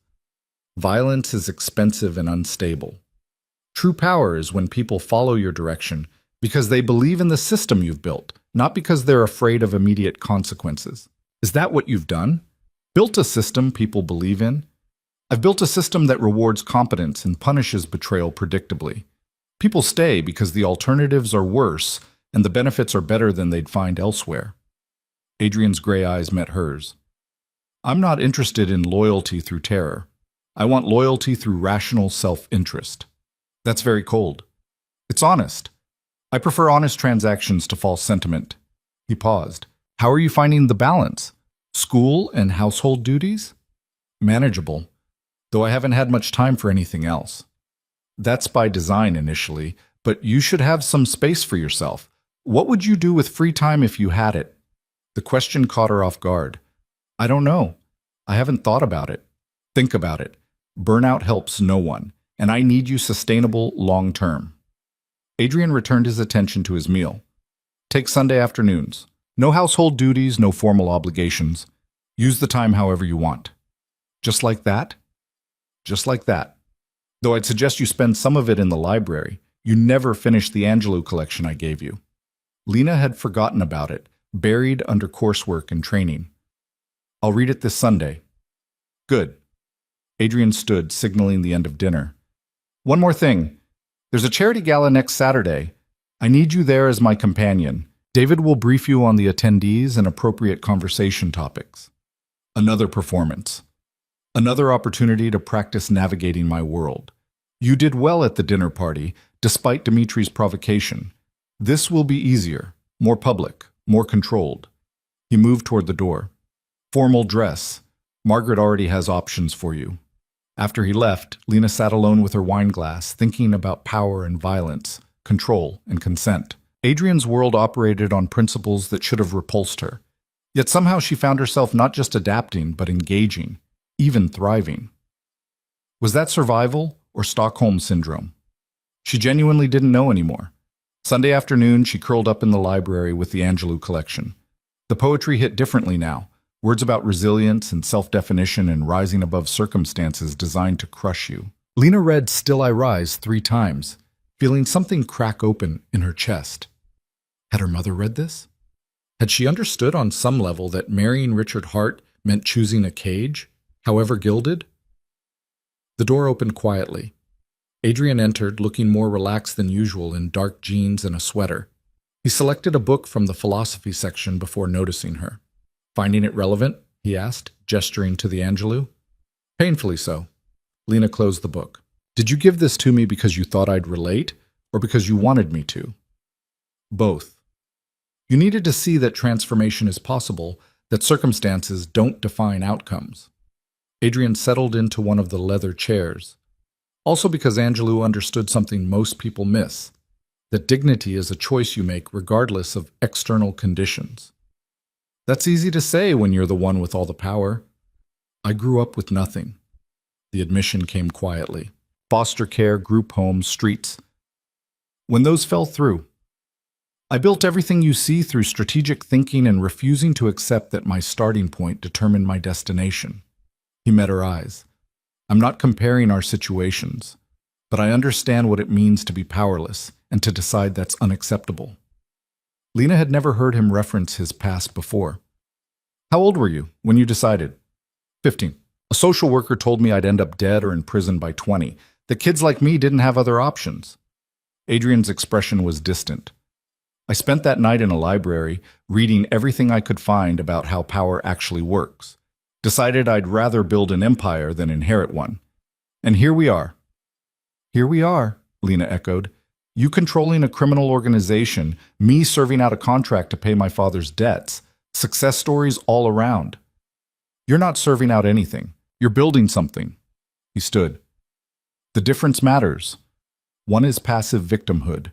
The other is active transformation." He left her alone with the poetry and his unexpected vulnerability. Lena sat in the quiet library, surrounded by books and autumn light, trying to reconcile the man who'd bought her with the man who'd just shared pieces of his history. The gala arrived faster than she wanted. Margaret helped her dress in a floor-length emerald gown that somehow made her look elegant and dangerous simultaneously. Hair swept up, minimal jewelry except for the same silver bracelet from the dinner party. "You look like you belong in that world now," Margaret said approvingly. "Not like someone playing dress-up." In the SUV, Adrian reviewed the guest list. Senator Morrison will be there. He's mostly legitimate, but takes donations from questionable sources. Don't discuss politics with him. Catherine Zhang runs several non-profit foundations that are actually money laundering operations. Be polite but vague if she asks about your background. Victor Constantine will likely attend. You remember him from the dinner party. The one who asked if I was special? He'll push that angle again, deflect with humor if possible, ice if necessary. Adrian's eyes were serious. This event will have media coverage. Photos may appear in society pages. You comfortable with that? Lena hadn't considered it. Her face in newspapers, identified as Adrian Voss's companion. What would her former classmates think? Her father? Does it matter if I'm comfortable? Yes. If you're truly not okay with it, we'll adjust. I can attend alone. The consideration surprised her. No, I'll be fine. It's just strange to think about being visible that way. You'll be visible as someone in my inner circle. That has protective value. Adrian's phone buzzed. He glanced at it and frowned. Change of plans. We need to make a stop first. What kind of stop?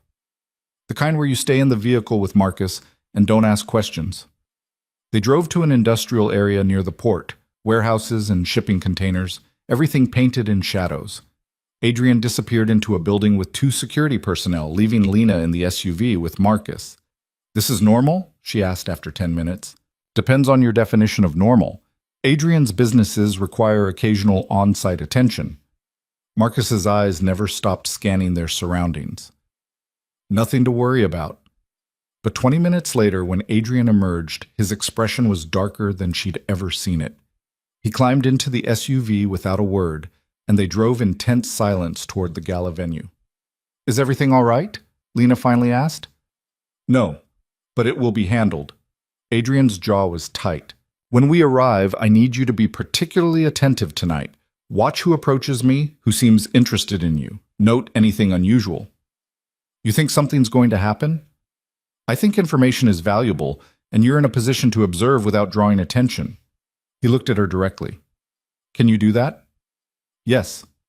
The gala was held at a historic hotel downtown, the ballroom glittering with chandeliers and Los Angeles's powerful elite. Lena took Adrian's arm as they entered, hyper-aware of the cameras flashing, the speculative looks, the whispered conversations that stopped when they passed. Smile, Adrian murmured. You're supposed to be enjoying yourself. She pasted on an expression she hoped looked genuine. Around them, wealth and influence mingled with criminal enterprise and political corruption, all dressed in designer gowns and $1,000 suits. A string quartet played something classical and forgettable. Senator Morrison approached within minutes. Adrian, good to see you, and this must be the young lady I've heard about. Lena Hart, isn't it? Senator. Lena shook his hand. I followed your education reform proposals with interest. Have you? I didn't realize Adrian's companions were so politically engaged. The dismissal was subtle but clear. Lena felt Adrian tense beside her. Miss Hart is completing her degree in political science, Adrian said smoothly. Her insights on policy are considerably more nuanced than most of your colleagues in the Senate. Morrison's smile froze. Of course. My apologies, Miss Hart. I meant no offense. None taken. Lena's voice was ice wrapped in silk. Though I'd be curious to hear how you reconcile your education proposals with the recent budget cuts to public universities.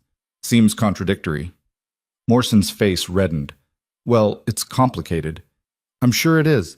Thankfully, complexity is what makes political science interesting. She smiled sweetly. Excuse us, Senator.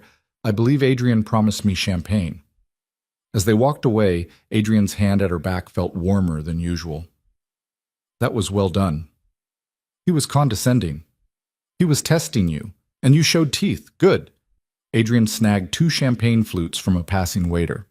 Stay sharp. Catherine Zhang is approaching. Catherine was stunning, mid-40s, elegant in red silk, eyes that missed nothing. Adrian, darling, it's been too long. Her gaze shifted to Lena with laser focus. And you must be the mysterious Lena. I've heard such interesting things. All true, I'm sure, Lena said lightly. Are they? I heard you came to Adrian through your father's difficulties. How terribly awkward that must have been. The social knife slid between her ribs with practiced ease. Lena felt her composure waver, but Adrian's hand tightened almost imperceptibly at her back. A reminder, a support. Family situations are often complicated, Lena replied. But I found my current position quite rewarding. Adrian is an excellent mentor. I'm sure he is. Catherine's smile didn't reach her eyes. Though I wonder what exactly he's mentoring you in. His business interests are so diverse. Miss Hart is learning household management and business operations, Adrian said, his voice carrying an edge of warning. Nothing that would interest you, Catherine, given your focus on philanthropic endeavors. Of course. Catherine's attention shifted back to Adrian. We should discuss the Foundation's upcoming fundraiser. I'd love your input. Send the details to my office. We'll arrange a meeting. Adrian's dismissal was polite but absolute. Catherine drifted away, leaving Lena feeling exposed and off balance. She knows, Lena whispered, about my father, about the debt.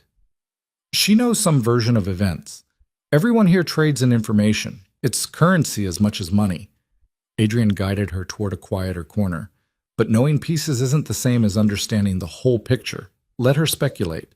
The evening continued with similar exchanges, probing questions, veiled insults, power games played with smiles and champagne.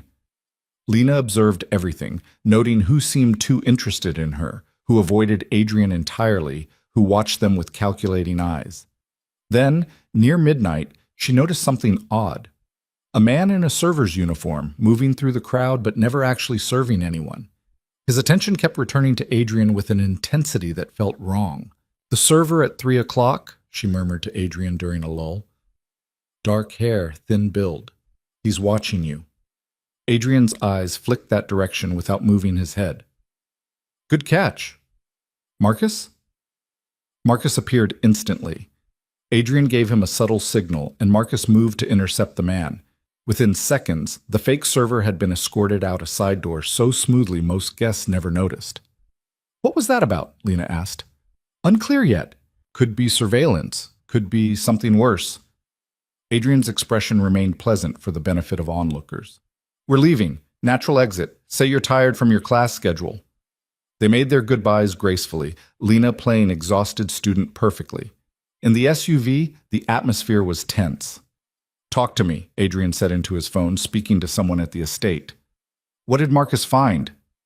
Lena couldn't hear the response, but she watched Adrian's face grow colder. Secure the perimeter. Full lockdown protocol. We'll be there in 20 minutes.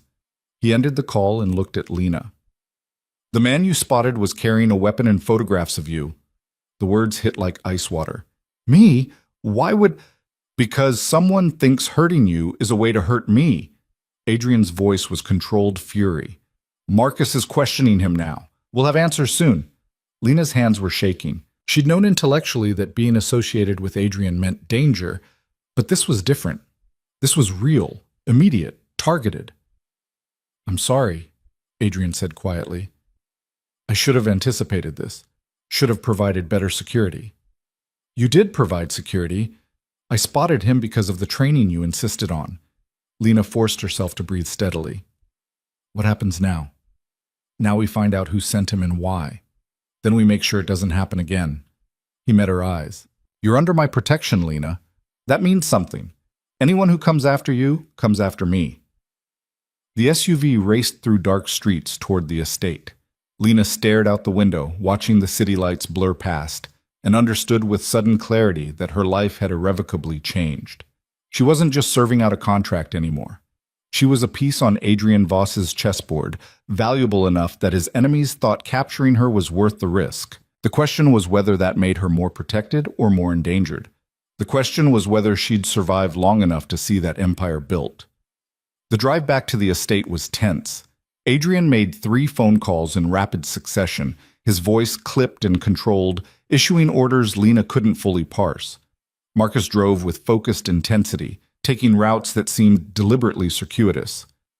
Are we being followed? Lena asked quietly. Not anymore, Marcus replied. Lost them about 10 minutes ago. The casual confirmation that they had been followed sent ice through her veins. This wasn't theoretical danger anymore. Someone had actively tracked their movements, waited for an opportunity, sent an armed man to a public event. At the estate, security had transformed from discreet to overt. Guards patrolled openly, weapons visible. The main entrance had been reinforced, and personnel Lena had never seen before manned checkpoints throughout the grounds. Stay in the main house, Adrian instructed as they entered. Don't go near windows. Marcus will be stationed outside your door. For how long? Until I neutralized the threat. He disappeared down the hallway toward his office, already back on the phone. Lena retreated to her room but couldn't settle. Her mind kept replaying the fake server's intense focus. The weight of knowing someone had been watching her, photographing her, planning. She pulled out her laptop and did something she'd been avoiding, searched for news about her father. The results were sparse but damning. Richard Hart had been spotted at various casinos in the weeks following her arrangement with Adrian, apparently continuing his gambling despite having nothing left to lose. There were rumors he'd borrowed money from new sources, people even more dangerous than the original creditors. Her phone buzzed. A text from an unknown number. I know you think you're safe with Voss. You're not. He can't protect you forever. We need to talk. This is your last chance to come home willingly.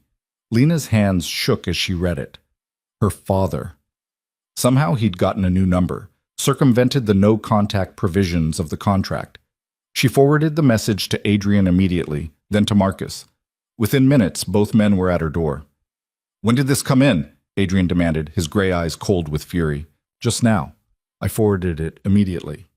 Marcus was already tracing the number. Burner phone probably already disposed of. But the message is clear. He's escalating. The hired man at the gala, Adrian said slowly, piecing it together. That wasn't about leverage or renegotiation. That was an actual abduction attempt. He was planning to take you somewhere I couldn't reach. The realization settled like lead. He wanted me back. Not to protect me, to use me, or to punish you for choosing me over him. Adrian's expression was grim. Either way, he's crossed a line that can't be uncrossed. What are you going to do? Find him, tonight, and make absolutely certain he never threatens you again. Adrian pulled out his phone. Marcus, I want every resource we have on Richard Hart's location. Check his known associates, the casinos, the underground betting rooms. Someone knows where he is.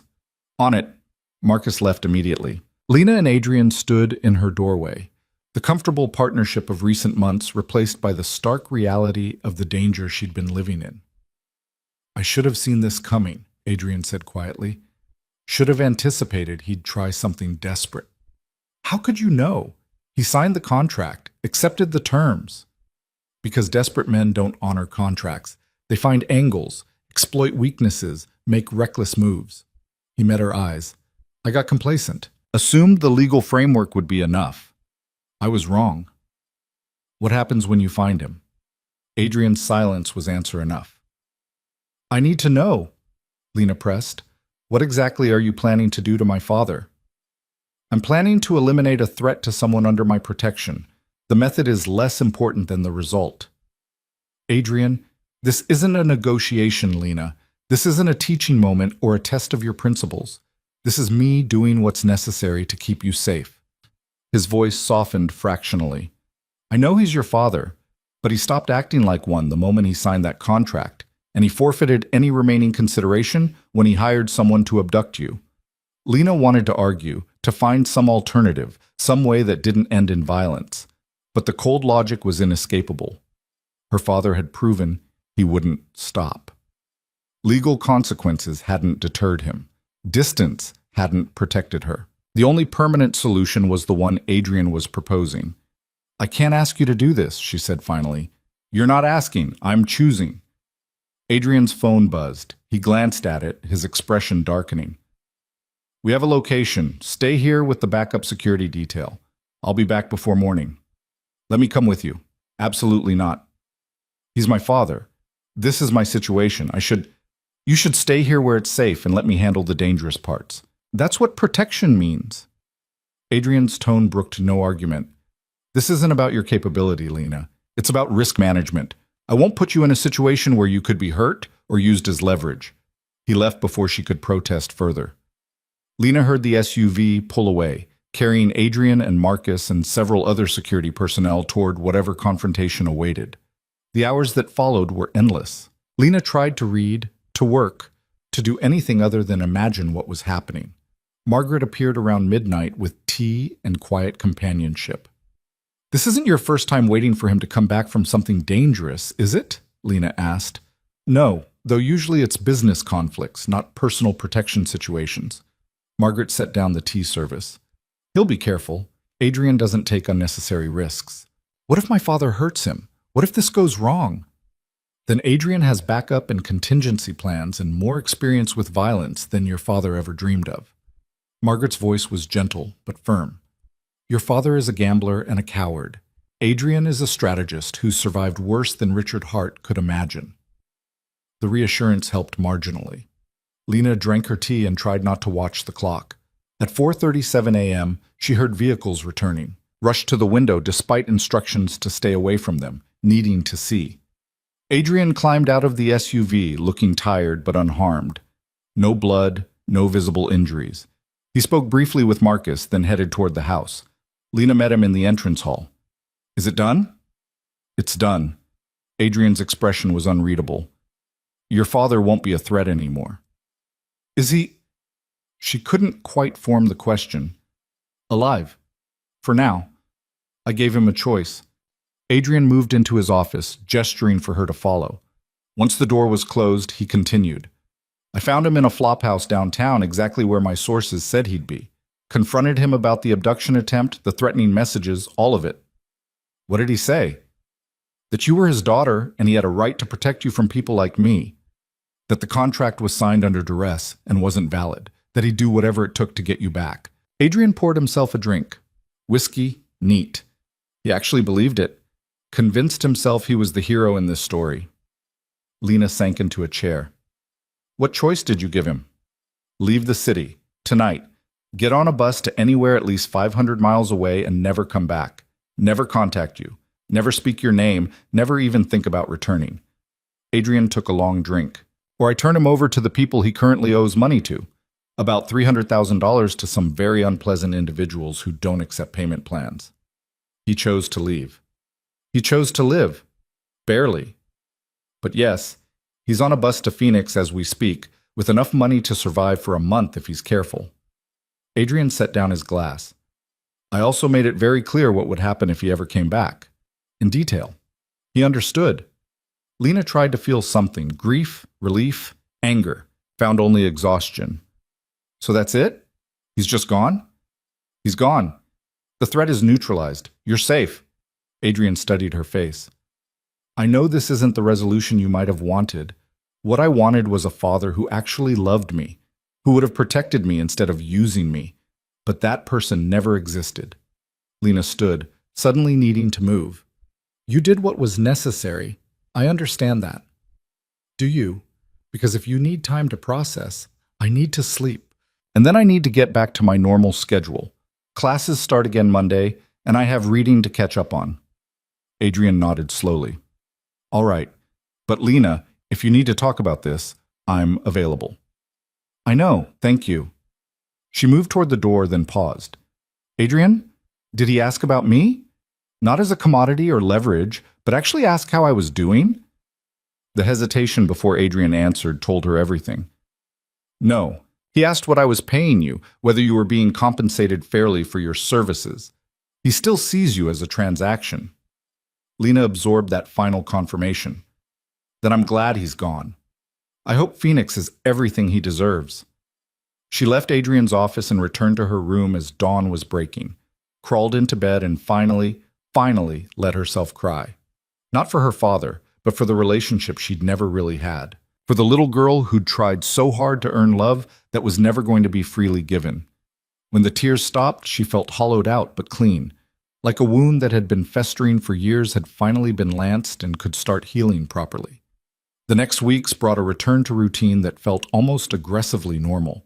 Classes resumed, and Lena threw herself into her studies with renewed focus. Professor Hendricks was covering power transitions and succession planning, which felt uncomfortably relevant. The question isn't just how you gain power, the professor said during one lecture. It's how you maintain it through changing circumstances, how you adapt when the foundations shift. Lena took detailed notes, thinking about how the foundations of her entire life had shifted. Her father gone, the immediate threat neutralized, her contract with Adrian suddenly more about choice than coercion. After class, Cassidy caught up with her. You okay? You've seemed distracted. Family stuff, it's resolved now, but it was intense for a while. The security situation? Yeah, but it's handled. Lena managed to smile. How's the semester treating you? They fell into easy conversation about assignments and campus gossip, the normalcy of it grounding. Cassidy didn't push for details, didn't demand explanations, just offered friendship without conditions. That evening, Lena found Adrian reviewing documents in his office. Do you have a minute? Always, come in. She settled into the chair across from his desk, the one that had become almost hers over the months. I've been thinking about the contract, now that the immediate threat is gone, now that my father isn't a factor anymore. What happens to our arrangement? Adrian leaned back, giving her his full attention. What do you want to happen? That's just it. I don't know. The original terms were based on his debt and my need for protection. Both of those have changed significantly. True. But the core agreement, your education, household training, the 5-year timeline, that's still valid if you want it to be. Adrian's expression was neutral. Or we can renegotiate, adjust terms based on current circumstances. Lena had been preparing for this conversation, but actually having it felt surreal. What if I wanted to leave? Just walk away, finish school on my own terms? Then you'd leave. I'd provide a settlement proportional to your time served, probably around $200,000 at this point, enough to finish your degree and start over wherever you wanted. He paused. Is that what you want? I don't know. Part of me thinks I should want that, should want complete independence, no ties to you or this arrangement or any of it. But I'm learning things here I wouldn't learn anywhere else, developing skills that matter, building towards something I couldn't achieve on my own. Lena met his eyes. And I'm not sure if that's legitimate opportunity or if I've just convinced myself to accept captivity. Those aren't mutually exclusive, Adrian said quietly. You can be here by choice and still be building something valuable. The question is whether the benefits outweigh the restrictions for you personally. How do I even evaluate that objectively? You're the one who taught me everything I know about strategic thinking. My framework for analyzing this situation came from you. Then let me offer a different perspective. Adrian stood and moved to the window. If you left tomorrow, what would you miss? Lena considered the question honestly.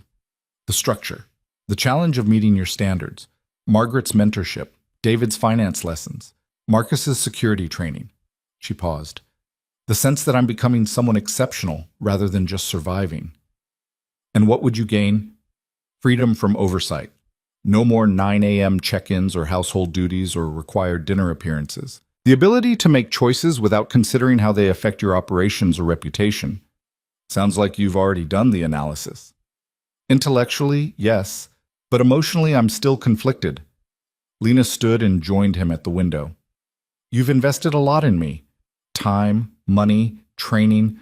Part of me feels obligated to stay and justify that investment. Obligation is the worst reason to stay. Adrian turned to face her. I made that investment because I saw potential worth developing. If you choose to leave and use that development elsewhere, the investment was still worthwhile.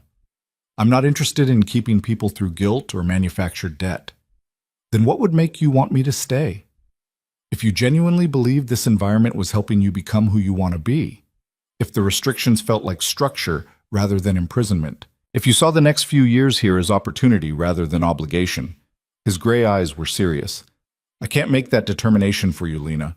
Only you know whether you're thriving or just surviving. The honesty was both helpful and frustrating. Lena wanted him to make the choice for her, to tell her what to do, but that would just be another form of abdication. Can I have time to think about it? Really think, not just react? Take whatever time you need. The contract doesn't expire for another 4 years regardless. This is about whether we continue on current terms or renegotiate. Adrian returned to his desk. For what it's worth, I'd prefer you stay. You've exceeded every expectation, and I think we're building something valuable together, but prefer isn't require. Lena left his office with more questions than answers. Over the next week, she paid attention to how she actually felt about her daily routine, noticed when the structure felt supportive versus constraining, tracked her emotional responses to Adrian's expectations and the household responsibilities. What she discovered surprised her. The 9 a.m. check-ins she'd initially resented had become anchoring points in her day. The household duties Margaret assigned weren't burdens, but opportunities to develop operational thinking. The dinner appearances with Adrian had evolved into genuine intellectual exchange she'd miss. Even the security restrictions, which should have felt oppressive, mostly just felt prudent. She'd seen enough of Adrian's world to understand the dangers were real. On Sunday afternoon, she was reading in the library when David found her. Got a minute? He asked. I wanted to discuss something. Of course. David settled into one of the leather chairs. Adrian mentioned you're reconsidering the contract terms, thinking about whether to stay. Did he ask you to talk to me? No, but I wanted to offer a perspective you might not have considered. David leaned forward. I've worked for Adrian for 6 years. Came to him straight out of business school, thinking I'd spend 2 years learning, then move to a legitimate firm. Know why I'm still here? Why? Because nowhere else would let me do what I do here. Adrian gives me complex problems, trusts my analysis, implements my recommendations. I'm 29 and running financial operations for a multi-million-dollar enterprise. That doesn't happen in traditional corporate structures. Lena saw where he was going. You're saying the unconventional setup creates unconventional opportunities. Exactly. Yes, there are restrictions. Yes, Adrian's standards are demanding, but I've learned more here than I would have in a decade somewhere else. David paused. I'm not saying you should stay, just that sometimes the most valuable growth happens in uncomfortable environments. After he left, Lena sat with that perspective. She'd been so focused on whether she was choosing to stay or just accepting captivity that she hadn't fully appreciated what staying would actually give her. That evening, she knocked on Adrian's office door. I've decided, she said without preamble, I want to stay. Not because I feel obligated or because I'm afraid to leave, but because I genuinely believe I'm building something here that matters. Adrian's expression showed what might have been relief. You're certain? As certain as I can be about anything. Lena sat down. But I do want to renegotiate some terms. I'm listening. I want more autonomy over my class schedule and study time. No required check-ins on days I have exams or major projects due. I want the freedom to develop social connections on campus without security constantly hovering. Marcus can be nearby, but not obviously following me. And I want actual vacation time. 2 weeks a year where I can go somewhere without it being a business function. Adrian considered, then nodded. Agreed on all counts. Anything else? Yes. I want transparency about the business operations. Not just the household management, but the actual work you do. If I'm going to be here, associated with your organization, I want to understand what I'm part of. That's a significant request. Information is dangerous in my world. I know, but I'm already a target because of my association with you. I'd rather understand the full picture than operate on partial knowledge. Adrian studied her face for a long moment. All right, I'll read you in on the operations, within reason. Some things remain need to know, but I'll give you a clear understanding of the business. Then we have a deal. We do. Adrian pulled up a document on his computer. I'll have David draft revised contract terms reflecting these changes. You'll review with your own lawyer before signing. My own lawyer? You're negotiating a complex agreement. You should have independent legal counsel. He met her eyes. I'm serious about this being a genuine choice, Lena. That means making sure you have proper representation. The gesture was unexpected and appreciated. Thank you. Over the following weeks, the revised contract took shape. Lena met with the lawyer Adrian had recommended, a sharp woman in her 50s who specialized in employment contracts and didn't bat an eye at the unusual circumstances. This is actually quite favorable, the lawyer said after reviewing the terms. The autonomy provisions are clear, the compensation is generous, and the exit terms are well defined. I'd recommend signing. With the new contract finalized, Lena's life shifted into a different gear. Adrian began including her in business discussions she'd previously been excluded from, not the illegal operations, but the strategic thinking behind them. How he assessed risks, developed contingency plans, managed complex networks of relationships. The shipping business is cover for moving information, he explained one evening. We transport legitimate cargo, but the real value is in the intelligence we gather about what's moving where. The data gets sold to people who need to know shipping patterns, customs schedules, security vulnerabilities. That's how you've stayed under the radar. Nothing overtly criminal, just information brokerage. Exactly. Violence attracts attention from law enforcement. Information trading is harder to prosecute and more profitable long-term. Lena absorbed it all, fitting pieces together. Adrian had built an empire on strategic thinking and relationship management, not brutality. It was still illegal, but in ways she could rationalize. Campus life also improved with the revised terms. Marcus maintained his protective watch, but from a greater distance, giving Lena space to develop actual friendships. She joined a study group for her political theory class, attended campus events, started to feel like a real student rather than someone playing a role. Professor Hendricks pulled her aside after class one day. Your last paper was exceptional. Have you considered graduate school? I haven't really thought beyond finishing my bachelor's degree. Well, start thinking. With your analytical skills and unique perspective on power structures, you'd excel in a doctoral program. The professor handed her a card. I know several programs that would be lucky to have you. Consider it. The idea planted itself in Lena's mind. Graduate school. A future beyond the contract, built on competence and credentials. It was the first time she'd really let herself imagine what came after. That evening, she mentioned it to Adrian during dinner. Political science PhD? He considered. That's a 7-year commitment, minimum. You'd be well into your 30s before completion. Is that a problem? Not for me, but it's a significant life choice for you. Adrian cut into his steak thoughtfully. What would you do with a doctorate? I don't know yet. Teach, maybe, research, consulting for organizations that need to understand complex power dynamics. She paused. Or work for you in a more strategic capacity. That last option interests me. Someone with advanced training in political theory and systems analysis could be invaluable to the business.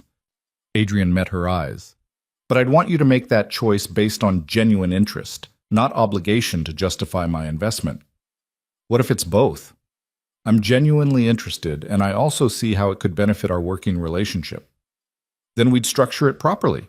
Educational support in exchange for a commitment to work with me for a defined period after completion. Standard arrangement.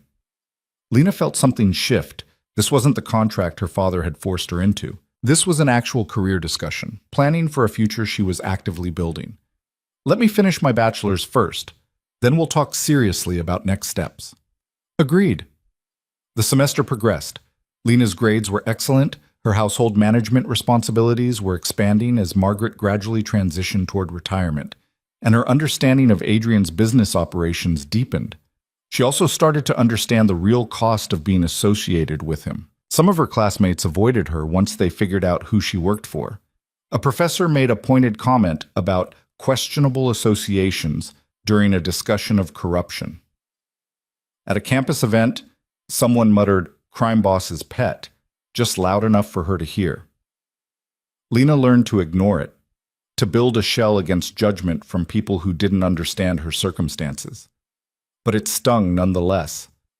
Marcus found her in the library late one night, clearly upset about something. "You okay, Miss Hart?" "Define okay." She closed her book. "Do you ever regret working for Adrian?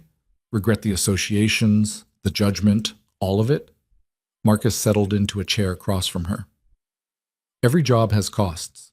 This one gives me purpose, challenges me, pays well, and lets me protect people who need it. The judgment from outsiders is just noise." "But doesn't it bother you, being looked at like you're a criminal?" "I am a criminal by legal definition. I've broken laws in service of Adrian's operations. I'm at peace with that because I believe what we do is less harmful than many legal enterprises." He leaned forward. "You're struggling because you're still measuring yourself against conventional standards. Stop. Build your own value system based on your actual experiences, not what society says you should feel." The advice was blunt but helpful. Lena had been trying to reconcile her life with normal expectations when nothing about her situation was normal. How do I do that? Build my own value system? Start by asking what actually matters to you. Not what should matter, but what does. Then build from there. After Marcus left, Lena pulled out her journal and wrote, what actually mattered to her? She listed competence, growth, being valued for her contributions, having agency over her life, building something meaningful, safety, intellectual challenge. Every single item on her list was being met in her current situation. The restrictions that came with it, the security, the oversight, the association with Adrian's world, were costs she was willing to bear for those benefits. The realization settled something inside her. She wasn't trapped. She was choosing this, eyes open, understanding both the benefits and the costs. 3 months later, Lena finished her final exams for the semester with strong grades across all her classes. She was officially halfway through her bachelor's degree, on track to graduate on schedule. Adrian took her to dinner at an upscale restaurant downtown to celebrate, their first time leaving the estate together for purely social reasons. "You've come a long way from that terrified girl in the penthouse," he said over wine. "That girl was 9 months ago. Feels like a lifetime." In many ways it was. "You've rebuilt yourself completely." Adrian raised his glass. "To transformation, to choosing growth over comfort, to excellent teachers and high standards." Lena clinked her glass against his. "I wouldn't have made it this far without both." They ate in comfortable conversation, discussing everything from campus politics to business strategy to books they'd both read recently. The dynamic between them had evolved into something that felt almost like friendship, though with clear professional boundaries maintained. As they left the restaurant, Lena noticed a man watching them from across the street. Her training with Marcus kicked in. She assessed the threat level, noted his position, calculated escape routes. "You see him," Adrian observed. "East side, dark jacket, focused on us. Should we be concerned?" "Marcus already has him marked. Just someone curious about why I'm having dinner with a beautiful young woman. Probably thinks you're a romantic interest." "Let them speculate. We know the truth." But as they drove back to the estate, Lena caught her reflection in the window and barely recognized herself. Poised, confident, comfortable navigating Adrian's complex world. The transformation was complete in ways she couldn't have imagined 9 months ago. She'd entered his world broken and desperate. She was becoming someone formidable. and the journey was far from over. The estate was ablaze with security lights when they arrived, transforming the elegant grounds into something that looked more like a military installation.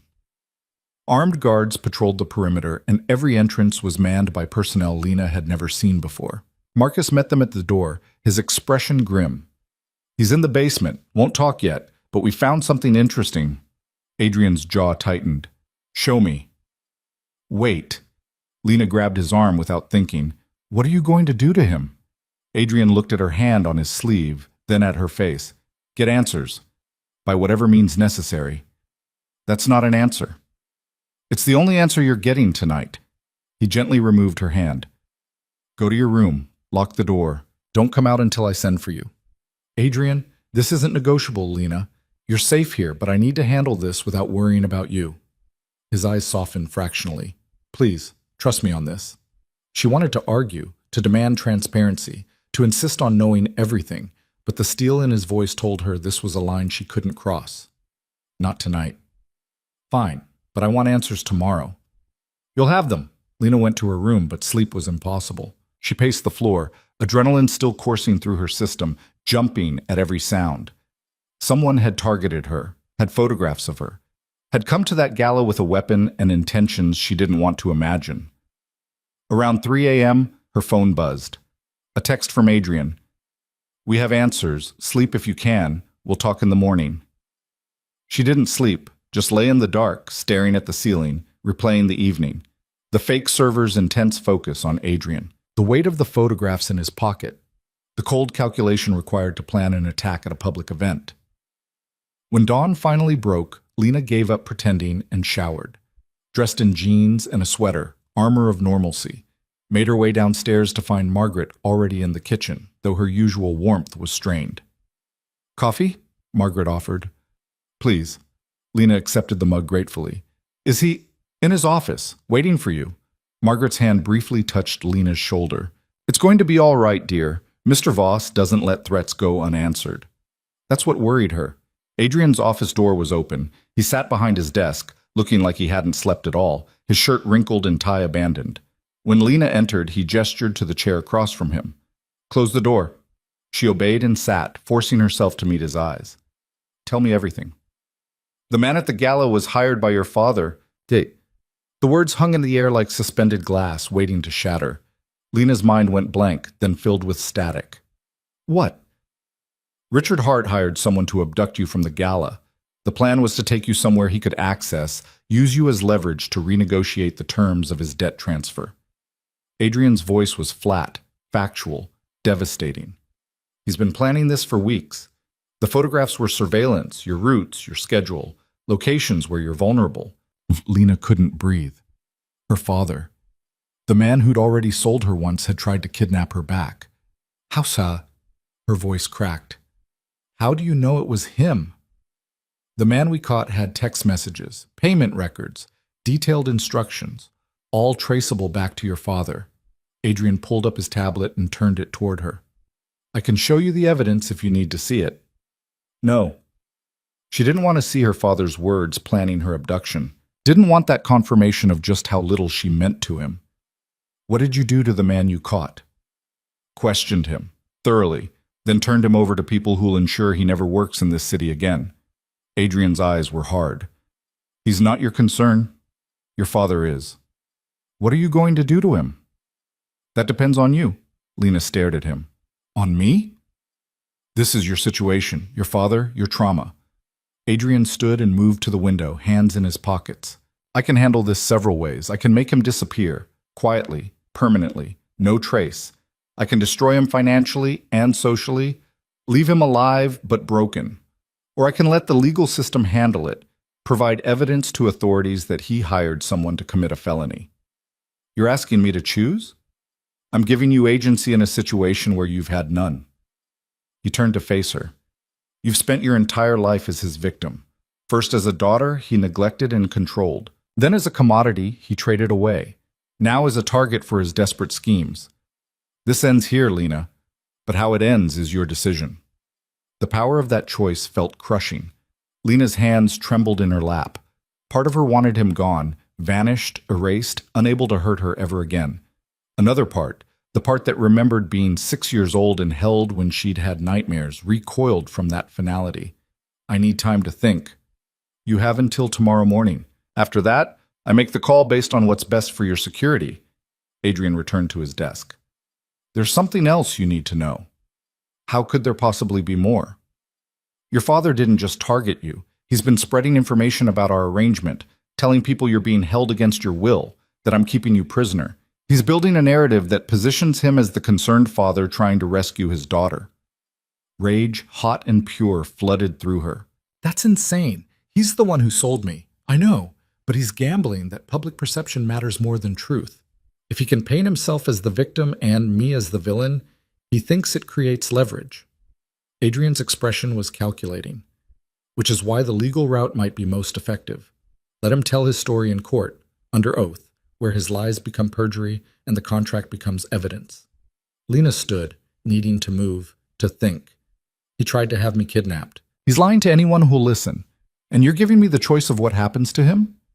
Yes. Why? You could just handle this however you wanted. I'm under contract to you. You don't need my permission. No, I don't. Adrian met her eyes. But I'm trying to give you something your father never did. Actual power over your own life. The contract ends in less than 5 years. What happens after depends on the person you become during that time. Victim or victor. Powerless or empowered. This is part of that transformation. She wanted to hate him for making her choose, for putting this weight on her shoulders. But she understood what he was doing, forcing her to claim her own agency, to stop being acted upon and start acting. I need air. I need to think. Take Marcus with you if you go beyond the immediate grounds. I know the rules. The words came out sharper than intended. I'll be in the garden. Outside, the morning was crisp and clear, at odds with the chaos in her mind. Lena walked the manicured paths, past perfectly trimmed hedges and artfully placed sculptures, trying to process the impossible. Her father had tried to have her abducted. After selling her, after signing that contract, after promising to stay away, he'd hired someone to take her back, not out of love or regret, out of desperation and greed. The realization settled like lead in her stomach. He would never change, would never be the father she'd needed him to be. That man, if he'd ever existed, was gone. She found herself at a stone bench overlooking the city below. Sat down and pulled out her phone. There were messages, classmates asking about assignments, David sending additional reading materials, Cassidy inviting her to a study group. Normal life. The life she was building alongside this nightmare. Lena opened her photos and scrolled back to pictures from before. Her father at her high school graduation, arm around her shoulders, both of them smiling. Her father at dinner on her 20th birthday, raising a toast. Moments that had felt real at the time, but now seemed like performances. Had he ever actually loved her, or had she always been just a resource to him, something to use when convenient? The grief that washed over her was unexpected and overwhelming. Not for what she'd lost, but for what she'd never actually had. The father she'd imagined, the relationship she'd tried so hard to maintain, none of it had been real. She cried for the first time since that night in the penthouse. Sat on Adrian's garden bench and let herself break apart, all the rage and grief and betrayal pouring out until she was empty. When the tears finally stopped, something had shifted inside her. The girl who'd signed that contract desperate to save her father was gone. In her place was someone harder, clearer, done with self-deception. Lena pulled out her phone and called Adrian. I've decided, she said when he answered. Legal system. I want him in court, under oath, forced to tell the truth. I want a public record of what he did. And I want to be there when it happens. You're sure? Completely. He gets to live with the consequences of his choices. Just like I'm living with mine. I'll set it in motion. A pause. This won't be easy, Lena. Court proceedings, testimony, his lawyers trying to discredit you. I know. But I'm done hiding, done being ashamed of something he did to me. Her voice was steady now. And I want to go to class tomorrow. Normal schedule. I'm not letting him disrupt my life more than he already has. Agreed. Though security will be elevated until he's in custody. That's fine. Just get him, Adrian. Get him before he tries something else. Already in motion. The authorities will have him by tonight. After hanging up, Lena sat in the garden a while longer. The sun climbed higher, warming the air, indifferent to human drama. Somewhere in the city, her father was going about his day, not knowing that his schemes had been exposed, that his freedom had hours left. She should feel triumphant. Instead, she just felt tired. That evening, Adrian found her in the library trying to focus on her Machiavelli reading for class. "He's been arrested," Adrian said without preamble. "Conspiracy to commit kidnapping, extortion, violation of contract terms. His lawyer's already trying to negotiate, but the evidence is overwhelming." "Good." Lena closed her book. "What happens next?" "Arraignment tomorrow. Bail hearing. If the prosecutor does their job, he'll be denied bail given the nature of the charges." Adrian settled into the chair across from her. "You don't have to attend." "I want to. I want him to see me there, to know I'm not afraid anymore." "Then Marcus will take you. I'll be there as well, though in a different capacity." They sat in silence for a moment. Finally, Lena asked the question that had been gnawing at her. "Did you know, before tonight? Did you suspect he might try something?" "I knew he was the type to try. That's why the security training, the restrictions, the protocols." Adrian's gaze was steady. "I didn't know specifically about the gala plan until Marcus interrogated the hired man. But I've been monitoring your father since the contract was signed. People like him don't accept defeat gracefully." "You could have told me. Would it have helped? Or would it have just added to your burden?" He leaned forward slightly. "I made a judgment call. Maybe the wrong one. But I was trying to let you build a new life without constantly looking over your shoulder at the old one." Lena understood the logic, even as it frustrated her. "I'm not a child who needs protection from hard truths." "No, you're not. I'll remember that going forward." The arraignment was held in a downtown courthouse, all fluorescent lights and institutional gray. Lena sat in the gallery with Marcus beside her, watching as her father was led in wearing an orange jumpsuit, his hands cuffed. He looked smaller somehow, diminished. The confident charm he'd always wielded like a weapon was gone, replaced by barely concealed panic. When his eyes found her in the crowd, something flickered across his face. Hope, maybe, that she'd come to support him. Lena's expression remained neutral, cold. She watched as the charges were read, as his lawyer entered a plea of not guilty, as the prosecutor outlined the evidence. "Your Honor," the prosecutor argued, "Mr. Hart hired a man to abduct his own daughter from a public event. He has a history of gambling debts and unstable behavior. He poses a clear flight risk and a danger to his victim. The people request he be held without bail." The defense attorney, expensive, clearly hired with money Richard didn't have, tried to argue. "My client is a concerned father who made poor choices while under emotional duress. He has ties to the community, no prior criminal record. He signed a legal contract transferring custody and contact rights," the prosecutor interrupted, "then systematically violated that contract while plotting a felony. This isn't a concerned father. This is a dangerous, desperate man." The judge, a woman in her 60s with sharp eyes, reviewed the evidence packet. "Bail is denied. Mr. Hart will remain in custody pending trial." Richard's face went white. "Your Honor, please, I can't. My daughter, Lena, she's being held against her will by Adrian Voss. I was trying to rescue her." "Mr. Hart," the judge's voice cut through his rambling, "you'll have an opportunity to present your defense at trial. Until then, you'll remain in county jail. Bailiff."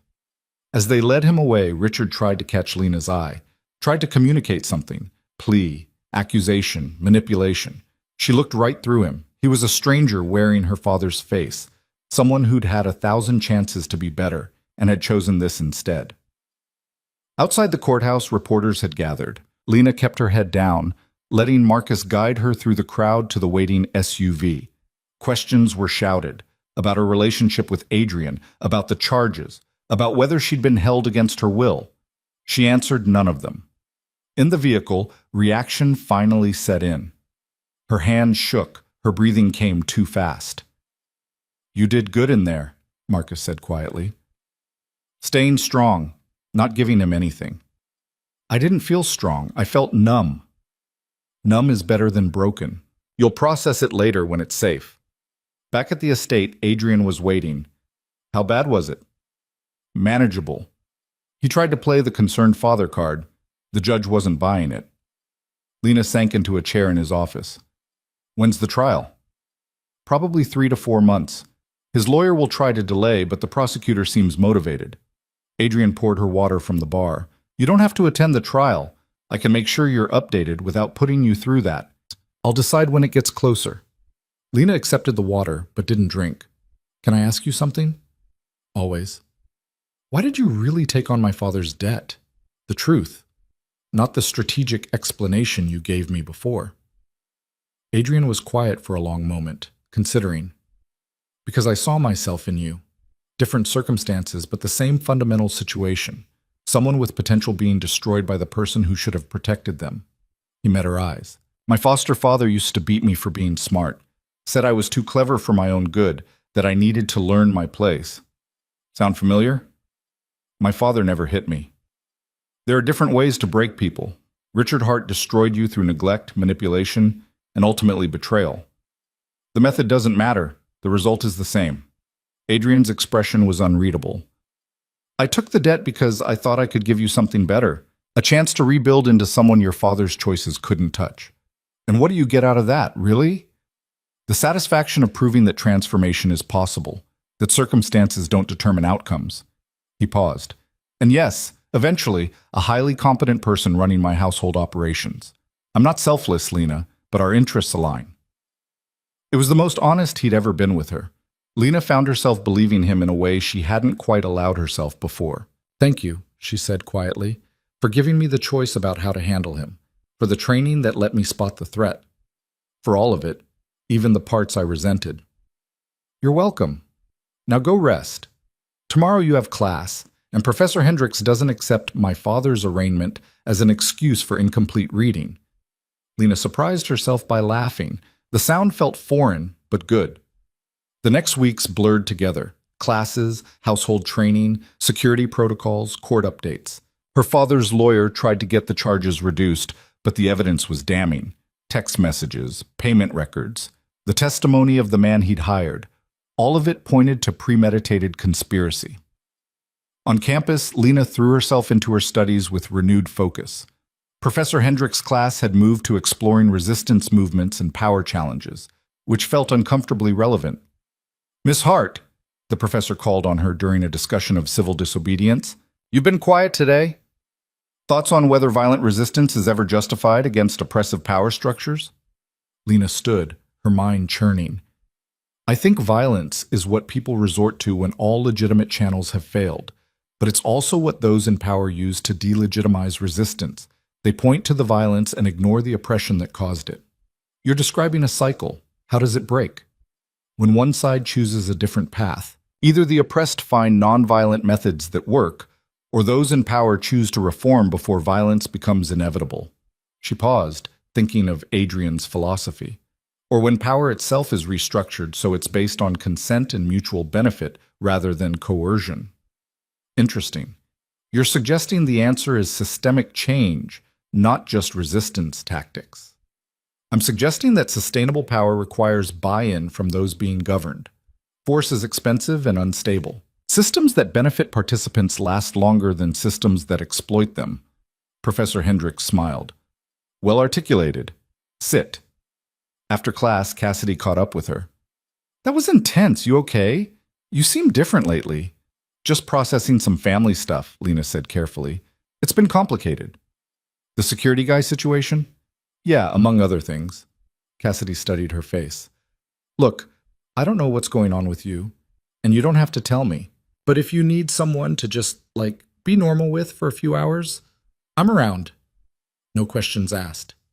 The offer touched something in Lena. For all the structure and security Adrian provided, she'd been isolated from normal social connections. Actually, that sounds good. There's a coffee place on campus, maybe after our next class? Deal. That small connection, that thread of normalcy, became an anchor. Cassidy never pried, never pushed, just offered friendship without demands. They studied together, complained about assignments, discussed nothing more serious than whether the dining hall pizza was edible. It reminded Lena that she was still 23 years old, still building a life beyond the contract and the court case and the complicated dynamic with Adrian. 3 months after her father's arrest, The trial date was set. Lena made the decision to attend opening statements but skipped the rest unless her testimony was needed. The courtroom was packed. Some genuine interested parties, some just drawn by the spectacle of Richard Hart's fall from grace. Adrian sat several rows behind her, present but not intrusive. The prosecutor painted a devastating picture. A father so consumed by gambling debts and desperation that he sold his daughter's freedom, then tried to steal it back when his scheme didn't pan out as expected. Evidence was presented methodically. The contract, the debt records, the surveillance photos, the text messages planning the abduction. Richard's lawyer tried to spin it as a misguided rescue attempt by a father concerned about his daughter's welfare. But when pressed on why that concern had only emerged after the debt transfer, why Richard had signed the contract in the first place, the narrative fell apart. During a recess, Lena stood in the hallway, needing air. Her father was led past in handcuffs, flanked by guards. He saw her and stopped. "Lena, please. You have to tell them the truth. That Voss is keeping you prisoner, that I was trying to help." "The truth?" She cut him off, her voice calm and clear. "The truth is you sold me to pay your gambling debts. You signed a contract giving up all parental rights and contact. Then you hired someone to kidnap me when you realized you couldn't manipulate the situation anymore." "That's not... I was trying to protect you. You were trying to protect yourself." Like always. Lena stepped closer, making sure he could see her eyes, her certainty. "I'm not your victim anymore, Dad. I'm not your commodity or your leverage or your rescue mission. I'm someone you don't get to control ever again." The bailiff moved to separate them. Richard's face contorted with rage and desperation. "You ungrateful little... I gave you everything. That penthouse, those schools. Everything you had was because of me." "No. Everything I had was despite you. And everything I am now is because I'm finally free of you." She turned to walk away, then looked back one last time. "I hope you get the full 20 years. You've earned it." She walked down the courthouse hallway with her head high, Marcus falling into step beside her. Behind her, her father's shouting faded to nothing. Adrian met her at the exit. "You all right?" "I will be." And she meant it. The trial lasted 2 weeks. Richard's defense crumbled under the weight of evidence. The jury took less than 3 hours to return a guilty verdict on all charges: conspiracy to commit kidnapping, extortion, violation of contract terms, and several related counts. At sentencing, the judge was unsparing. "Mr. Hart, you betrayed the most fundamental duty of a parent, to protect your child. Instead, you treated your daughter as property to be traded and then stolen back when it suited your purposes. Your actions were premeditated, calculated, and showed complete disregard for anyone's welfare but your own." Richard tried to speak, but the judge silenced him. "I'm sentencing you to 18 years in state prison, with possibility of parole after 12. Additionally, you're permanently barred from any contact with your daughter, directly or indirectly. If you attempt to circumvent this order, additional charges will be filed." 18 years? He'd be 65 when he got out, if he survived that long. Lena felt nothing. No triumph, no satisfaction, just a quiet sense of closure. This chapter was ending. Outside the courthouse, reporters swarmed again. This time, Lena had prepared a statement with Adrian's help. "My father made choices that hurt many people, myself included. Today, he faced the legal consequences of those choices. I'm grateful to the justice system for taking this seriously and to everyone who supported me through this process. I'm now focused on my education and my future. Thank you." Short, clean, offering nothing for speculation or sensationalism. In the SUV, Adrian handed her a folder. "What's this?" "Documents dissolving the contract, effective immediately. Your father's debt was the basis of our agreement. With him in prison and the debt satisfied through legal judgment, there's no longer a binding reason for you to stay." Lena stared at the papers, her heart suddenly pounding. "You're letting me go?" "I'm giving you a choice. The contract ends today if you want it to. You're free to leave with a settlement, not the full $500,000, but proportional to your time served. Enough to finish school and start over. Or you stay, not as a contract employee, but as an actual executive assistant with a real salary and benefits.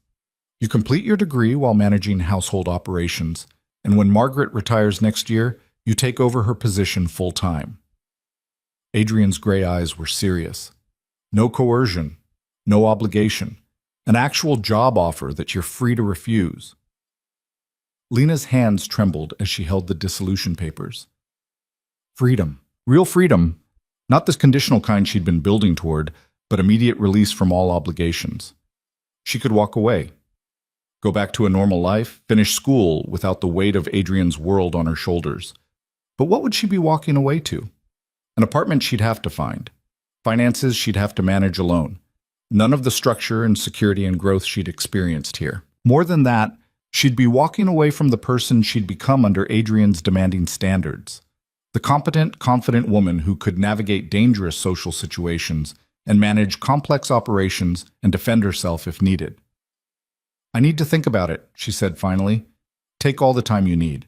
The offer doesn't expire. That evening, Lena sat in the library. Her library now, she'd started thinking of it, surrounded by books and the ghost of the girl who'd arrived here 6 months ago. So much had changed. She'd rebuilt herself from the foundation up, layer by layer, skill by skill. The structure she'd resented at first had become a framework she'd learned to navigate and even appreciate. And Adrian, the man who'd bought her freedom, had somehow given it back in ways her father never had. Margaret found her there around midnight. Can't sleep?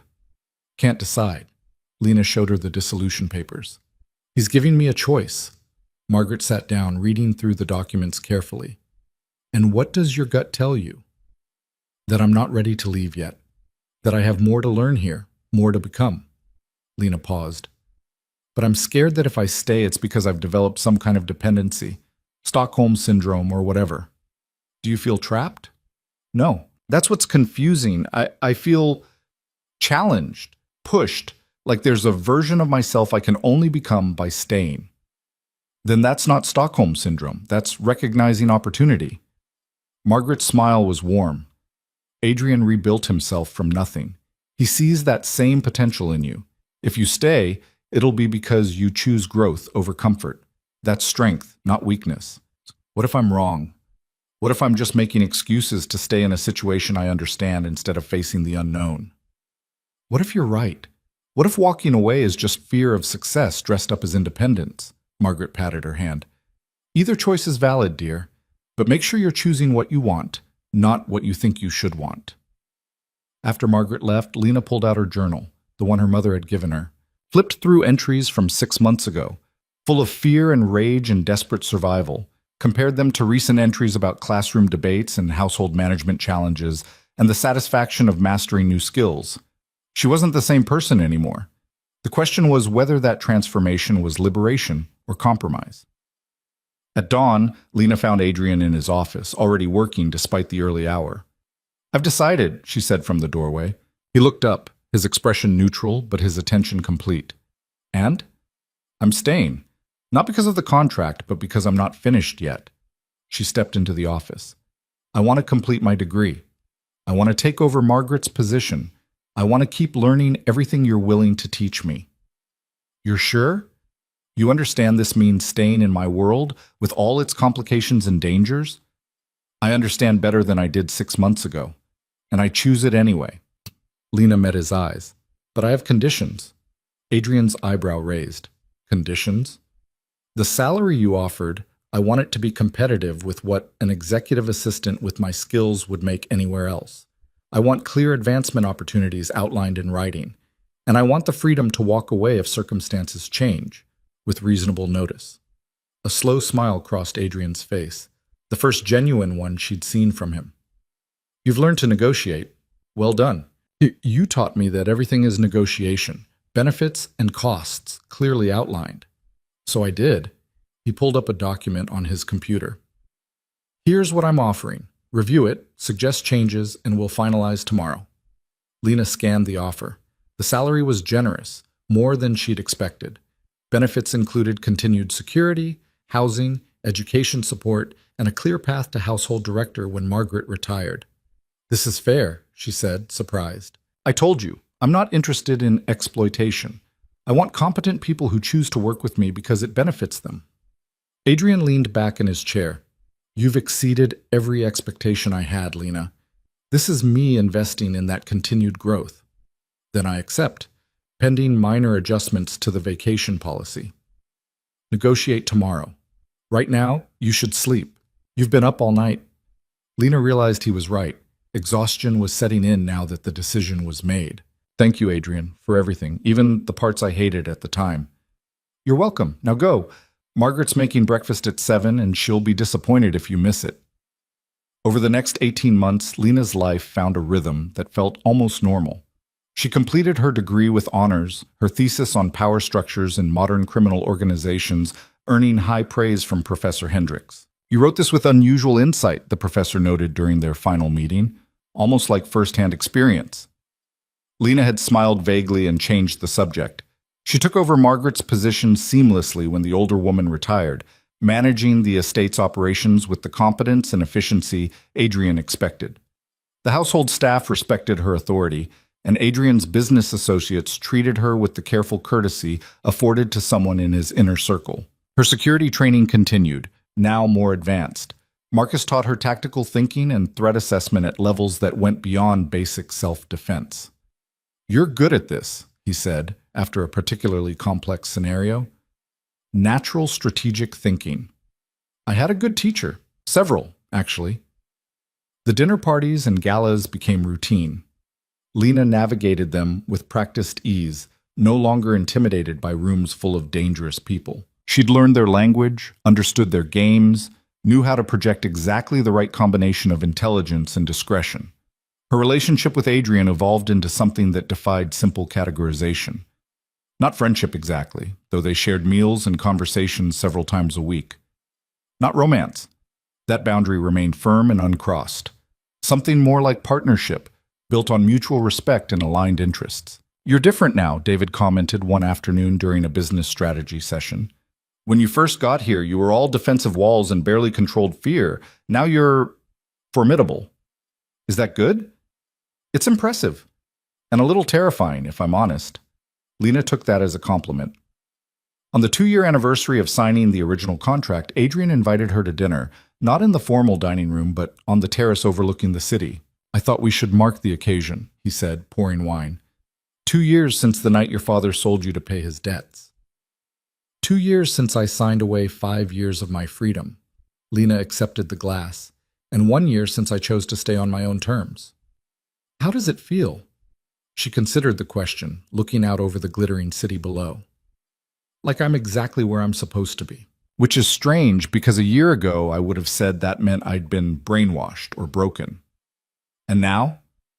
Now I understand that sometimes the path to freedom runs through structure. That choosing to submit to discipline and high standards isn't weakness, it's strategic transformation. She turned to him. "You knew that from the beginning, didn't you? That I needed the framework before I could rebuild." "I suspected, but you had to prove it yourself." Adrian raised his glass. "To transformation, to choosing power over victimhood, to second chances." Lena clinked her glass against his. "To becoming someone better than circumstances suggested I could be." They drank in comfortable silence, two people who'd found an unlikely partnership in the wreckage of her father's betrayal. "I received an update on Richard today," Adrian said eventually. "He's not adjusting well to prison. 3 fights in the past 6 months, multiple infractions. His parole prospects aren't looking good." Lena felt nothing. Her father had become an abstract concept, someone who existed but no longer mattered. "I stopped following the updates. It doesn't change anything." "No, but I thought you should know." "I appreciate it, but Adrian," she met his eyes, "he doesn't define me anymore. Whatever happens to him is just consequences catching up. I'm focused on what I'm building, not what he destroyed." Adrian nodded slowly. "That's exactly the right perspective." The evening stretched on, conversation flowing easily between business strategy and book recommendations and observations about the city below. When Lena finally headed to her room around midnight, she felt settled in a way she'd never experienced before. This was home now. Not the penthouse where her father had traded her away. Not some imagined future apartment where she'd be truly independent. Here, in this strange hybrid space she'd created with Adrian, part employee, part partner, entirely her own person. She opened her journal and wrote, 2 years ago, I thought freedom meant being alone. Now I understand it means being strong enough to choose your own constraints, your own standards, your own path. I chose this, and I'd choose it again. The years that followed brought continued growth. Lena expanded her role beyond household management, gradually taking on business consulting for Adrian's legitimate enterprises. Her political science degree combined with her operational experience made her uniquely valuable for navigating regulatory challenges and strategic planning. She dated occasionally, carefully vetted men approved by security, relationships that never quite deepened into something serious. Not because Adrian prevented it, but because she'd become someone who required a specific kind of partner, someone who understood power dynamics and strategic thinking, someone who wouldn't be intimidated by her competence or her unusual professional situation. Those people were rare. On her 28th birthday, 5 years and 4 months after signing the original contract, Lena stood in Adrian's office reviewing the estate's quarterly reports. "Revenue is up 18%, she noted. "The restructuring of the shipping operations is paying off." "Your restructuring," Adrian corrected. "You identified the inefficiencies. You gave me the authority to fix them." Lena set down the tablet. "We make a good team." "We do." Adrian pulled an envelope from his desk drawer. "Which is why I wanted to discuss your future here." Lena's stomach tightened with unexpected anxiety. "My future?" "You've been managing household operations for 3 years, consulting on business strategy for 2. You're 28 years old with skills most people spend decades developing." He pushed the envelope across the desk. "I'm offering you a partnership in the legitimate business holdings. 20% equity, full voting rights, seat on the board." She stared at the envelope like it might bite. "You're offering me ownership?" "I'm offering you the next evolution of our arrangement. You've earned it." Adrian's expression was serious. "This isn't charity or manipulation. It's recognition that you've become genuinely invaluable to the operations. I want to lock that in formally." Lena opened the envelope with shaking hands. Inside was a partnership agreement, drawn up by expensive lawyers, offering exactly what Adrian had described. 20% of companies worth tens of millions. This is... She couldn't find words. "Life-changing, I know. Take time to review it. Have your own lawyer examine the terms. Make sure you're comfortable before signing anything. You realize this is more than the settlement from the original contract would have been? The original contract was about settling your father's debt and giving you space to rebuild. This is about rewarding excellence and securing continued collaboration." Adrian stood and moved to the window, his familiar thinking position. "You could walk away now, Lena. Take the settlement. Start over somewhere else. Never look back. Or you can stay, build something extraordinary, and own a piece of the empire you've helped create." This is real? Not another test or transformation exercise? This is a legitimate business offer to someone who's proven herself invaluable. He turned to face her. "The girl your father sold 5 years ago is gone. The woman you've become deserves partnership, not employment." Lena felt tears prickling her eyes, not from sadness, but from the overwhelming weight of being seen, being valued, being offered something she'd never imagined possible. "I need to think about it," she managed. "Of course. Take whatever time you need." She spent a week reviewing the agreement with lawyers, running scenarios with David, discussing implications with Margaret. Every professional she consulted said the same thing. It was a generous offer with no hidden traps, exactly what it appeared to be. The only question was whether she wanted to tie herself to Adrian's world permanently. Because that's what partnership meant. Not a contract with an end date, but a permanent stake in everything he'd built. On a quiet Sunday afternoon, Lena found herself back in the library, surrounded by books that had become old friends. She pulled out the Maya Angelou collection Adrian had given her that first month, reading Still I Rise again. "You may write me down in history, / with your bitter, twisted lies, / you may trod me in the very dirt, / but still, like dust, I'll rise." Her father had tried to write her story. Daughter sold, daughter owned, daughter broken. But she'd written a different ending, had risen from the ashes of his betrayal and built something he'd never imagined she could. That evening, she knocked on Adrian's office door. "I've reviewed the partnership agreement," she said. "I accept." Adrian's face showed the closest thing to genuine pleasure she'd ever seen from him. "You're sure?" "Completely. You gave me a foundation when I had nothing. Now I'm choosing to build on it with you as an actual partner. Lena stepped forward and offered her hand. Thank you for seeing potential in someone everyone else saw as a victim. He shook her hand, his grip firm and warm. Thank you for exceeding every expectation and becoming someone worth partnering with. They finalized the paperwork the next day. Lena signed her name, steady and strong now, no trembling, and became a minority owner in a business empire most people didn't know existed. That night, she stood on her terrace. Not the estate's terrace, but the one attached to the private suite she'd moved into when her role evolved beyond employee. Looked out over the city that had witnessed her transformation. 5 years ago, she'd been broken, betrayed, sold like property. Now she was educated, financially secure, skilled in ways that mattered, and a partner in a powerful organization. The journey from victim to victor had been brutal, complicated, and nothing like she'd imagined. But standing here now, Lena couldn't regret it. Every challenge had forged her into someone stronger. Every restriction had taught her something valuable. Every uncomfortable moment had pushed her to grow. Her phone buzzed, a text from Cassidy. Just got engaged. Dinner next week to celebrate? Bring that mysterious boss of yours if he's as interesting as you claim. Lena smiled. She'd maintained threads of normal life throughout her transformation. Friendships, interests, connections to the world beyond Adrian's estate. Had learned to balance the extraordinary with the ordinary. She texted back, "Congratulations, I'll be there. And I'll ask Adrian, though no promises on interesting." Another text came through, this one from David. "Partnership papers are filed. Congratulations, boss." Well earned.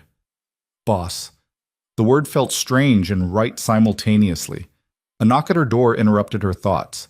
Adrian stood in the hallway, looking almost casual in dark jeans and a sweater. "Wanted to make sure you're all right," he said. "Big day." "I'm more than all right. I'm settled. Like everything has finally clicked into place." "Good." He paused, then added, "I'm proud of you, Lena, for everything you've become." The words, sparse as always from him, meant more than any grand speech. "I'm proud of me too. For the first time in my life, I'm genuinely proud of who I am." "As you should be." Adrian turned to leave, then looked back. "Your father made parole hearing next month. Thought you should know." "Will he get it?" "Unlikely, but possible." Lena considered that. 5 years ago, the thought of her father being released would have terrified her. Now she just felt mild curiosity. "Let me know if he does. I want to be prepared, but I'm not scared anymore." That's growth. After he left, Lena returned to her view of the city. Somewhere out there, her father sat in prison, paying for his choices. She'd spent years angry at him, then grieving him, then finally reaching indifference. He'd meant to destroy her. Instead, he'd set in motion a transformation that had made her stronger than she'd ever imagined possible. The irony wasn't lost on her. Over the next 2 years, Lena's partnership role expanded.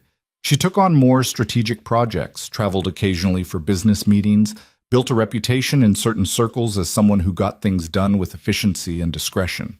Her relationship with Adrian remained professional but warm. They'd developed the kind of shorthand that came from years of working closely together. They challenged each other, trusted each other, functioned as genuine partners in ways that had nothing to do with the contract that had brought them together. On a crisp October morning, 7 years after that fateful night in the penthouse, Lena's phone rang with an unknown number. She almost ignored it, but something made her answer. "Is this Lena Hart?" An unfamiliar woman's voice. "Yes. Who's calling?" "I'm Dr. Sarah Chen from Westview Prison. I'm calling about your father, Richard Hart. He's been hospitalized with a severe heart attack. The prognosis isn't good. He's asking for you." The words settled like stones. Her father, dying, asking for her after 7 years of silence. "I see," Lena said carefully. "What's the timeline?" "Hours, possibly, a day at most. I understand the circumstances are complicated, but I thought you should know. Thank you for calling. I need to think about this." After hanging up, Lena sat motionless, processing. Her father was dying. The man who'd sold her, who'd tried to kidnap her back, who'd spent 5 years in prison for what he'd done to her. She felt nothing. No grief, no anger, not even satisfaction. Just a distant acknowledgement of information received. Adrian found her in her office an hour later. You look shaken. What happened? She told him about the call, watched his expression shift from neutral to concerned. What do you want to do? He asked. I don't know. Part of me thinks I should go, say goodbye, find some kind of closure. Another part knows there's nothing there, no relationship worth honoring, no words that would change anything. Then what does your gut say? Lena closed her eyes, searching for an answer. That he doesn't deserve my presence. That I don't owe him forgiveness or final words or any kind of absolution. He made his choices. I've made mine. And they don't intersect anymore. Then don't go. You don't owe him anything. But what if I regret it? What if years from now I wish I'd... Lena. Adrian's voice was gentle but firm. You've spent 7 years rebuilding yourself from what he destroyed. You don't need his deathbed blessing to validate that. You don't need closure from him because you've already created it yourself. The truth of that settled over her. She'd already said goodbye to her father in that courthouse hallway when she'd told him she wasn't his victim anymore. Anything else would just be reopening wounds that had finally healed. You're right. I'm not going. The decision felt solid, final. He asked for me, but I don't have to answer. That's my choice to make. Yes, it is. Richard Hart died 18 hours later, alone except for medical staff and a prison chaplain.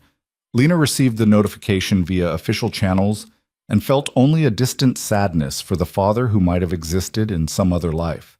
She didn't attend the funeral, sent a simple flower arrangement with no card.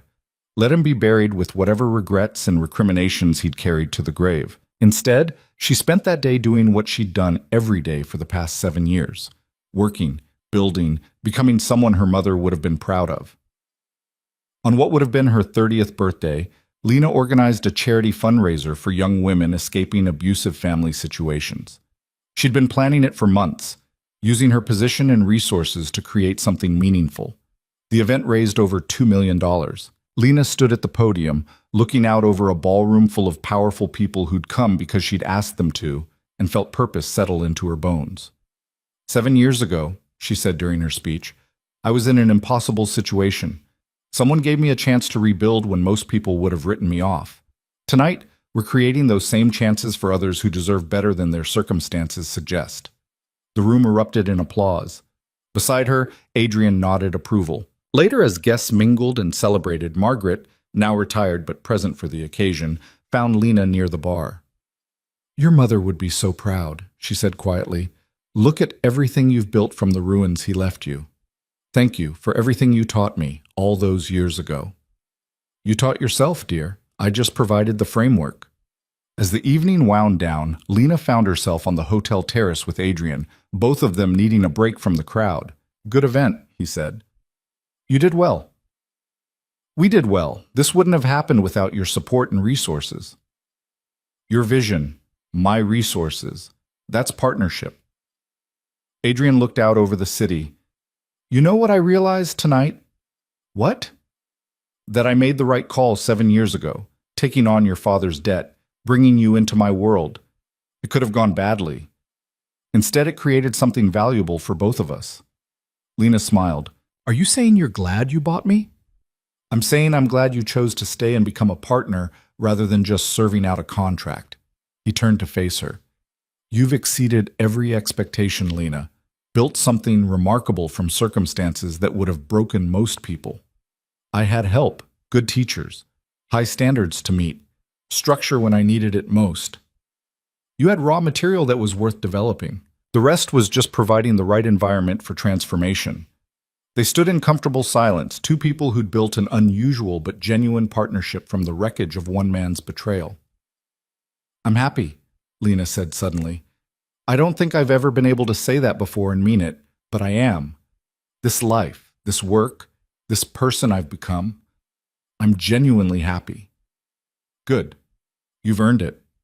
As they returned to the event, Lena caught her reflection in the glass doors. She saw a woman in her prime, confident, powerful, competent, at peace with herself.